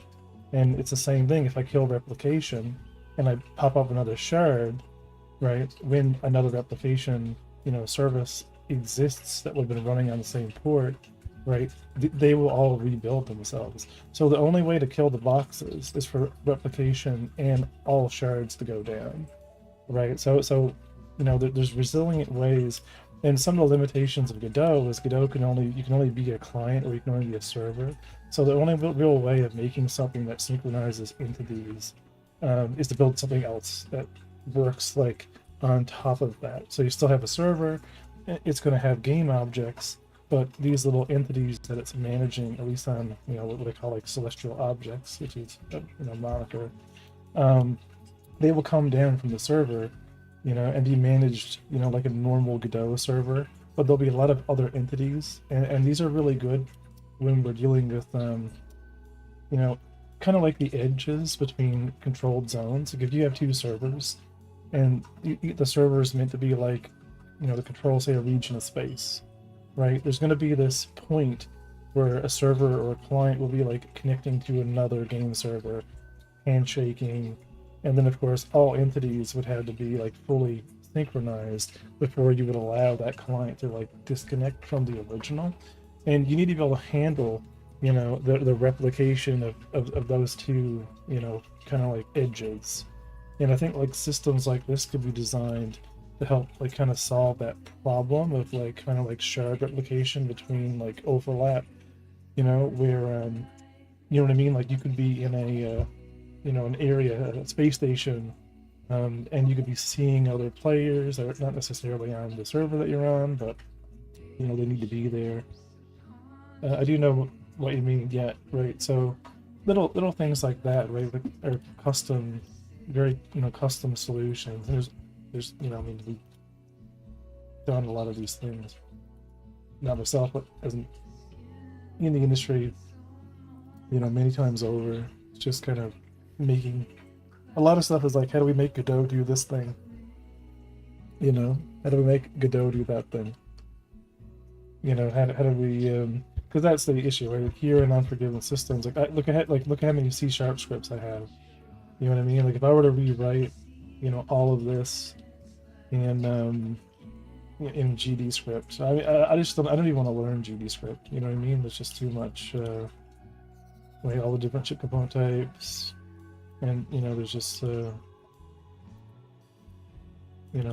this can get pretty I'm making a small narrative space shooter. Yes, I don't plan it. I'm so rad. If planets orbit around the sun in Pyro, does that mean distance is always changing? How do we manage that? That's not going to happen anytime soon, Uniform. Because they don't orbit in Star Citizen. They only rotate. And due to the complexity, I actually doubt they're going to. They don't. They're always at that location. They just spin on their OM poles. So there's a day and night cycle on each celestial object, but the celestial object does not move. Right? Like, Hurston has never been not where Hurston is. You know what I mean? Yeah, if it wasn't going to be like broken up by servers, maybe. Adding it now would be insane. Like, yeah, it's cool. But what I like about a lot of this stuff is not necessary for the game. You know what I mean? Like I don't need server meshing. I'm just prototyping it and playing around with it. They don't. They've never done. I'm 100% sure. Like 100%. You can go in and select one on your star map and sit there and watch it for 10 hours and it'll never rotate. Right? Like they've never, the star map from above has never changed.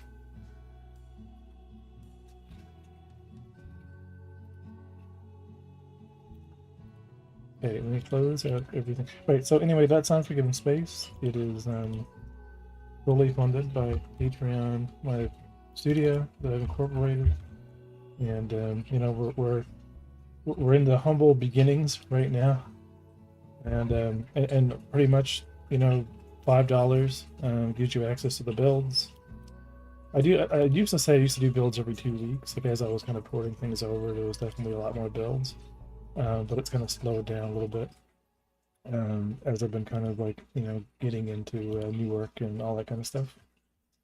But that's the spiel, you know. We have 5 bucks gives you access to the builds, $10 gives you access to having your own little habitation module. That's kind of what I'm working towards, you know, is getting this stuff working again. So I want to have a little station of just Patreons, and you know, we have our own little community, like a little testing environment kind of place on the test server. And yeah, so that's pretty much it. And I'm sure it'll kind of pick up a little bit more. Those are the only 2 tiers. There's more tiers for people that ask for them. Like, you know, some people that specifically yeah, right. Like it's right now, you know, like some people have asked for some of the $25 ones because those guys are awesome. But you don't have to do that, right? Just all the money that's coming into this is mostly going to outsourcing. Like I was showing with the right, the some of the shaders that I'm getting developed, and you know, like there's a lot of stuff, you know, like I just care about the game getting done. I don't care, you know, I don't need to be the proprietor of doing it all myself, right? Like I don't care about being an indie dev, you know. I just need to make the game. So I've been, a lot of the resources are just used to fund things, right? Right, it's yeah, right, like get it done, right? So that's where the money's going. Every month we're putting it into something, right? So or just keeping the servers online. But I'm using the servers for other things. So I mean, you know, I got a couple of websites, the Unforgiven systems, all the stuff for my own trading pools. Yeah, yeah. So we really should.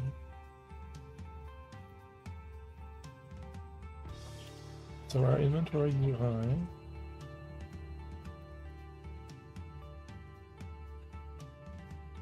But I gotta say, like, I really love the pace of Godot.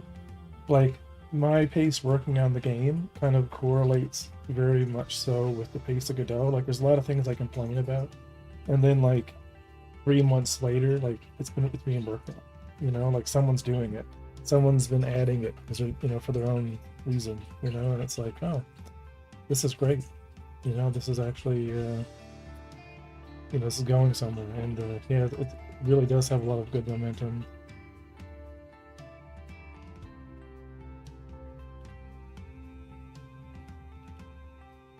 I'm gonna use the washroom, and I'll be right back.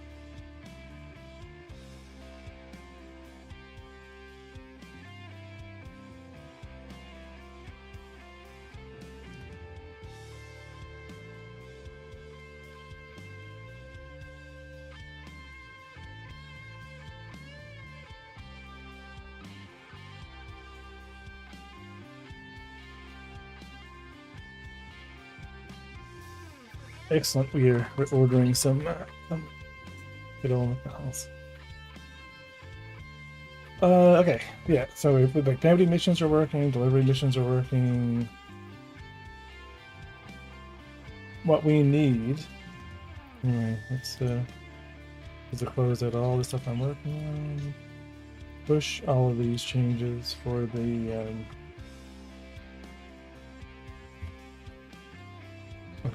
so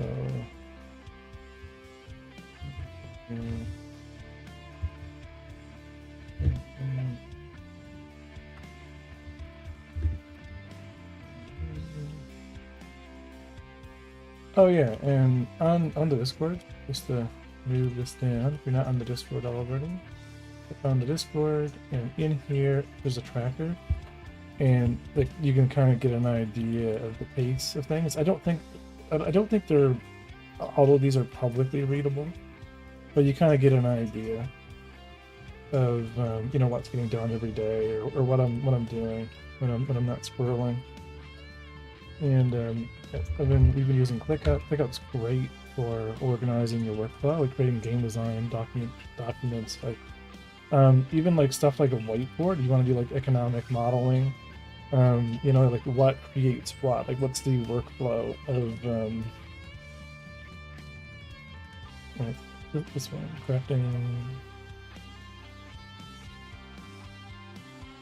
right? So like stuff like this, right? Like what makes ion thrusters, what makes main thrusters, what makes a reactor. Like, you know, you can yeah, it's Kanban, but it's Kanban with like, you know, all kinds of craziness that you can kind of add in, and kind of like figure out, like, you know, all this kind of all the math. You know what I mean? You can figure out the math and figure out kind of what you need to do, and still have like your main roadmap, and then all of your boards, right? Like everything that's happening, from marketing to like you know, like everything, right? From networking, API systems, right? So I was working on a grenade. Like I don't know why there was some reason for the grenade system. I think my thought process in scrolling on the grenade system was I wanted to finish interactables, and one of the parts of interactables, at least from the Unity work, was you can pick up objects and hold them. So you could pick up a beer, you could pick up you know, anything, you know, that's marked as a prop, and you can also like place them similar to SC, but you could also throw them. So I figured, well, you know, the grenade system will finish the prop system technically, even though I'm kind of doing it more on a weapon side. It's all the same logic, so that's why that became a priority.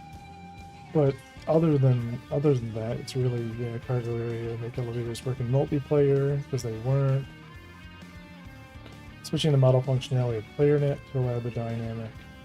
Switching your player models, this is actually working, just needs to be tested in QA.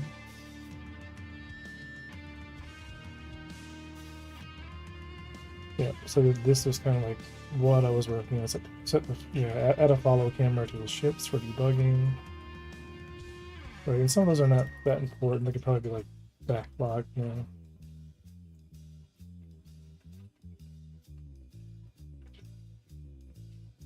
Yeah, it was a part of this, right? IK holdables for IK-able props. This was the and like all of this will become so easy now once this new IK system is done. There's so much stuff that I just need to backlog until 4.4 comes out, and, you know, and then like make a. I wish I could like make a collection of tasks that are not in the sprint. That are kind of, like I need another board of like, I don't know, planning. When's it coming out? When's the game coming out? I think the game is going to take me 2 years. That's my honest like opinion. You know, it's been 2 years, and I kind of know what I've done in 2 years, and I still don't know like how long it'll take to get a lot of the art, but I know what I need to make for the art. So it's going to be one of those things that once I get an artist, you know, like helping work on it, or I get the time myself to just do art because the systems are done, I can tell like based on how many, you know, components I'm doing per day. Oh, next, it's coming out next. So 4.4 beta 1 introduced. I'm showing you 1 because this is when it's kind of started, because the plan was to get rid of this. I love too. I actually, so one of the things I want to do in Unforgiven space is use baked lighting for all the interior stuff, but I do want real-time lighting to be affected by transparent objects. Like the star is going to be real-time lighting, you know what I mean, because everything's rotating, but in the interior of stations will be baked, especially, you know, because that just saves a ton of, you know what I mean, like effort and processing, and gives us more artistic control. And what I'm probably going to do is bake a powered off and powered on state, you know what I mean, and then not have to, you know what I mean, like just kind of be able to kind of, because there'll be different variations pretty much, and all of the prefabs will be kind of put together, right, kind of dynamically. So like stations will be a little bit easier to kind of manage, so much resources, but like we did, like we only now have that option of kind of being able to use combinations of both. But here in the animation land, we have all these new modifiers. Yeah, easier to like switch between them, then like render them on changes. Yeah, and yeah, it really just kind of comes down to like how you know, like what I want to do with it and how I want it to look. Yeah, so we have like spring bone modifiers, because before they were just like, you know, skeleton IK 3D, and this is partially replacing the deprecated. So look at modifiers 1. There's probably going to be some more, but skeleton IK 3D is being fully depreciated. So getting these new modifiers are pretty much going to be, you know, great. But there's also like spring bone, like, you know, some of this stuff doesn't really matter that much, but just having the skeleton modifier 3D system being like further along is great, because, you know, having all these depreciation warnings is really annoying. But that was one of the last ones that we needed, was the look at modifier. Yeah, in-game, and having an in-game actual like play mode is pretty cool. But everything else has been like kind of, you know, just an iterative process. We have beta 2 now. This was earlier today, I think. Right, and they're just, you know, continuing to. I really did very well. Yeah, not too much in this one, so that's good, you know. Like that means, you know, that it's getting stable quicker.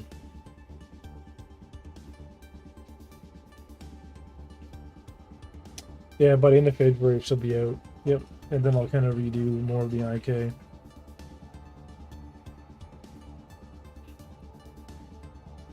But yeah, that's this is the you know, the game in Unity Land. I will leave you with this one final thing before we kind of dive back into the work.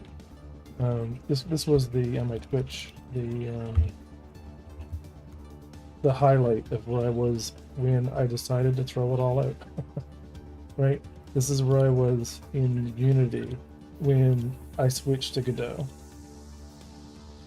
and right, like I literally had so much stuff working in Unity, and it's like, and I just didn't like I didn't like the change of the contract. I didn't like, you know, the direction of Unity, and I was like, yeah, just, you know, it's gonna take me longer, I think, to build stuff in Godot. But I was like, I think I can do it. You know, I think we'll be fine. You know, if we run into anything, and I was using some great stuff in Unity, like Space Graphics Toolkit, and you know, like a lot of I still had a lot of issues with like how to approach networking, because, you know, like we had to use like a custom, pretty much like a custom version of Fishnet, yeah, with a lot of like relative origin shifting. And that wasn't fun. Like, there's a lot of things not fun about making a Unity game, but I thought it was worth it to just, you know, just port it over, and I don't have any regrets now because I'm almost caught up to myself. So, you know, I would like to use the original characters that was commissioned to be done.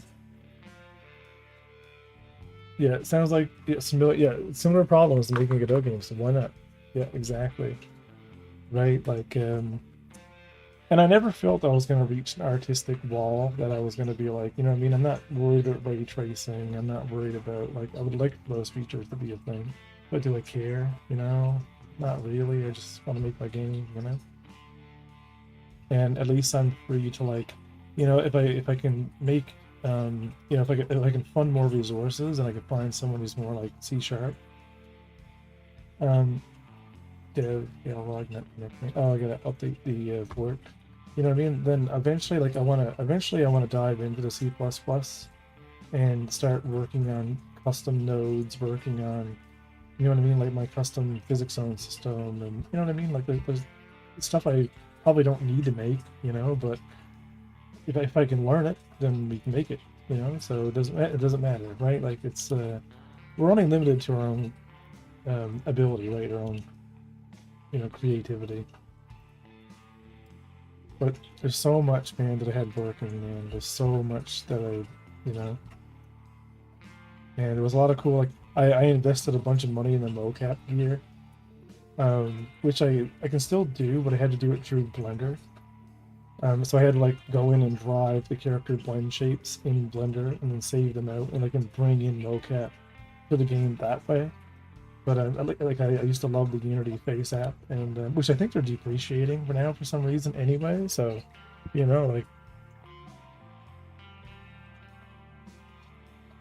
not that I could see. I think the work they're doing with the VRM stuff for VR chat is going to be the gateway to that,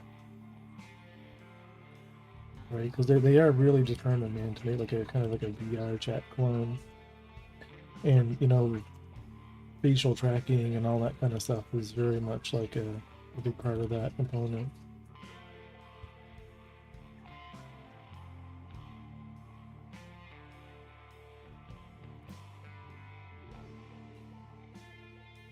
Yeah, if there's a lot of stuff, man, I would love to, you know, help, you know, in some way, or contribute towards. Yeah, they're necessary workflows. A lot of the stuff is. There's a lot of stuff like those are some of the weak things about Godot, I think. You know, like if you're an indie dev, you may not know, or you can't update the dev database scores right now. Why would you do it on dev anyway?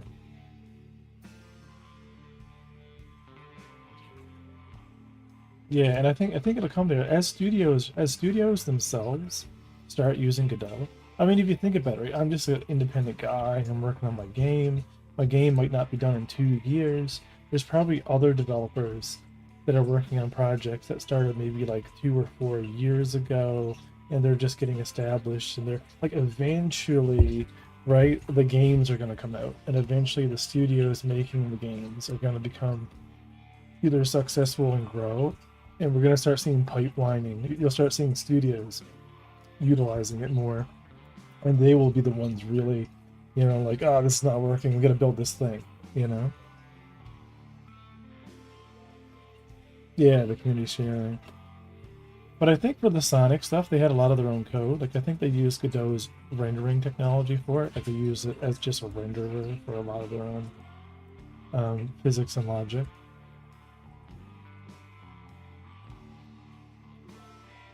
Oh, I see, you can't fix a trading tool. Oh, that's true.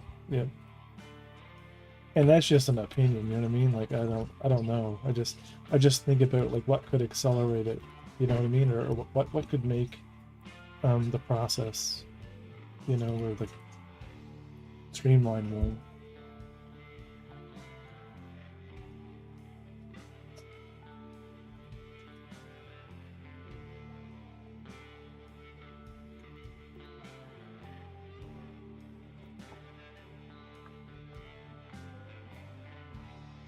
We need a ship.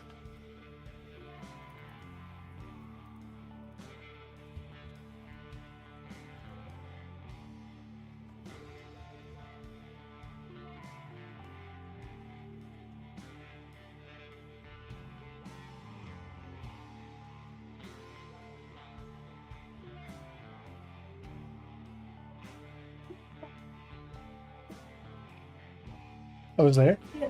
Oh, okay, okay.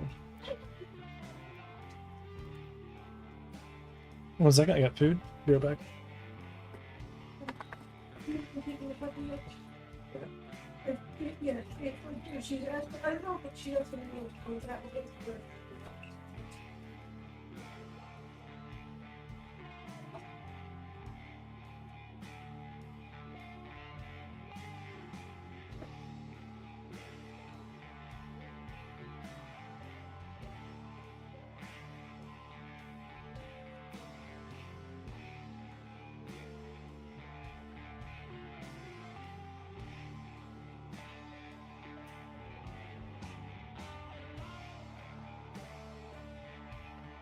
All right, so I think I'm gonna go and take a break and just eat, and I might be back later. But before I go, though, let me actually show you one more thing,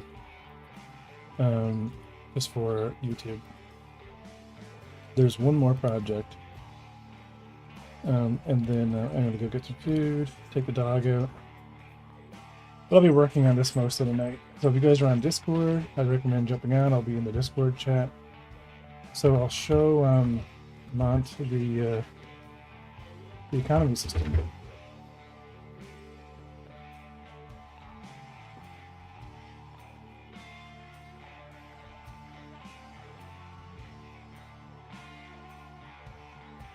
So this is the economy system. Each node is either a consumer or a producer. They represent stations. And I got a bunch of debug in here. Probably gonna... Right, so here, every one of these entities, I'm gonna pause them, are, so we have like pirate station, and that's just data. So we have a pirate station, we have our gas mining refinery, we have a gas giant that's producing, right, these little nodes of hydrogen gas, and there's another one over here. And what happens is they all start off here, only subs on Patreon can see them on our Discord. They can just gain access to it by just going to unforgivenspace.com/Discord. Right, so here, simultaneously, we have just NPCs moving around doing stuff. But randomly, after 4 hops, they'll kind of turn into whatever the economic need is. So here, you can actually see these are all like gas mining ships that are going up and grabbing all those gases, and they're returning with the actual hydrogen itself. Right, so they're coming back with the hydrogen. The hydrogen is actually being converted into so I can actually learn how to play the process one. Hello. There we go. So you can actually see the gas being converted into hydrogen fuel. And that's the same thing kind of happening here with, you know, asteroids and ice. So we have some ice to water, ore to refined ore, and the simulation is running like stupidly fast right now, but the pirates, which are these little red guys here, are actually going after random traders. And if they get the random trader, they take the cargo and they bring it back to the pirate station inventory. And if that piracy happens, like we have these little blue security guys that are actually going after the pirates. And if pirates get destroyed, or the security gets destroyed because they lost the battle against the pirates, then the little green salvage ships come and grab them and then bring them to the nearest station.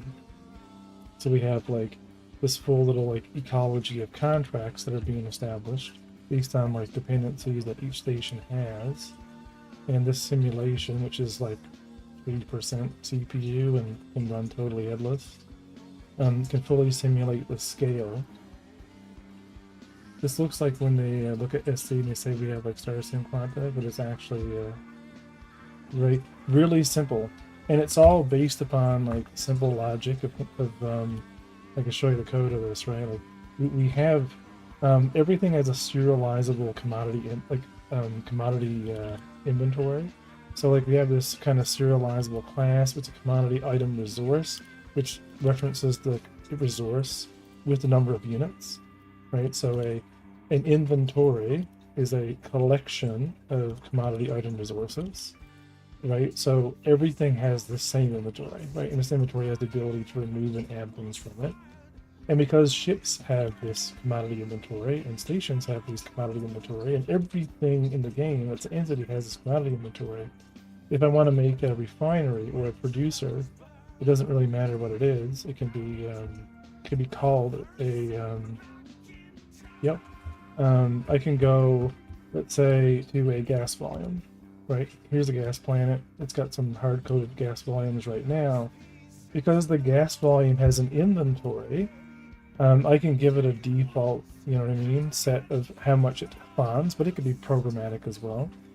But I can also set a producer. Like I say, I want to add a producer object to this, and the producer will map to that inventory and determine like, okay, well, this is what I'm actually adding. It's the same thing, right? It's X units of this gas, and I can determine what my production ticks are per second, or my production units per second, so it can scale down. And all it's doing is independently feeding, you know what I mean, data into the into the inventory. And and then when the stations, the same thing, they have a dependency. So their dependencies are the same thing. It's just a list of commodity item resources. But now that data is not what the units in this case are not how many it has. It's actually how many it needs, right? And then the contracts themselves are very similar, right? The contracts get created when the dependencies get below a certain threshold. The contracts themselves are, ironically enough, a small array of commodity item resources. And the way it works is that, like, when it gets below, right, it'll create these contracts for 10 units or 8 units, right? Base 32. So 8 units is the minimum, right? So that way NPCs, if they go to a station, they'll see there's a contract for 8 units and they'll take it. But for you, the player, you'll go to that station just for the NPC simulation. There might be like 400 contracts because they're multiples of 8, if that makes sense, because players can take them. But you would just see a UI that says, I would like to move 300 units, and you would accept it. And in reality, on the economic simulation, you're probably accepting maybe like 20 or 30 contracts. But the reason I'm doing that is so that I don't limit the amount of cargo that NPCs can take, or I don't dynamically have to generate contracts that have fixed amounts. Like, we don't want to have like 500, like a contract for 500 units, and an NPC ship can't accept it because they don't have enough cargo. You know what I mean? And it's easy to have a baseline multiplier and have players accept multiple, but also kind of group together. It would also help predict against, like, severed player skewing. Exactly, right? So the way the system works, it's a non-chaotic economic system. It's random, but it only has 1,000 NPCs, and it'll only ever have 1,000 NPCs. It scales up the influence of the 1,000 NPCs per shard based upon player activity, so that the player activity is always weighed against the NPCs. So, and I can run this like 24/7. It runs fine.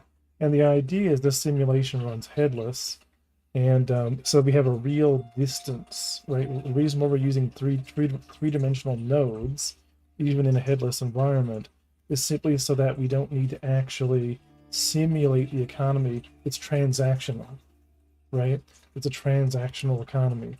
They're actually moving the shit, right? And each NPC has a 4-hop life cycle. It's a 4-hop life cycle in the game too. Like, when a server actually spawns in one of these NPCs on the game server, flying around doing whatever, it pauses the simulation on the economy because it's going to represent it in the game world, like in the game server. But what's great is that these NPCs only have a 4-hop life cycle, so they'll do 4 trade missions, 4 cargo missions, and then they despawn. They go to their hab and they die. So that way they will clean themselves up. If an NPC gets stuck or does anything, like, it's the same with the contracts. The contracts have a time limit, right? Like a Unix time, base, expiration date. And if contracts are not accepted or are not finished, they clean themselves up as well. So the system always has 1,000 NPCs because there's a specific amount of economic demand required by every entity. There's a maximum number of contracts that could ever be generated, which is predictable, and it should, be stable. So anyway, that's how that's going to go down.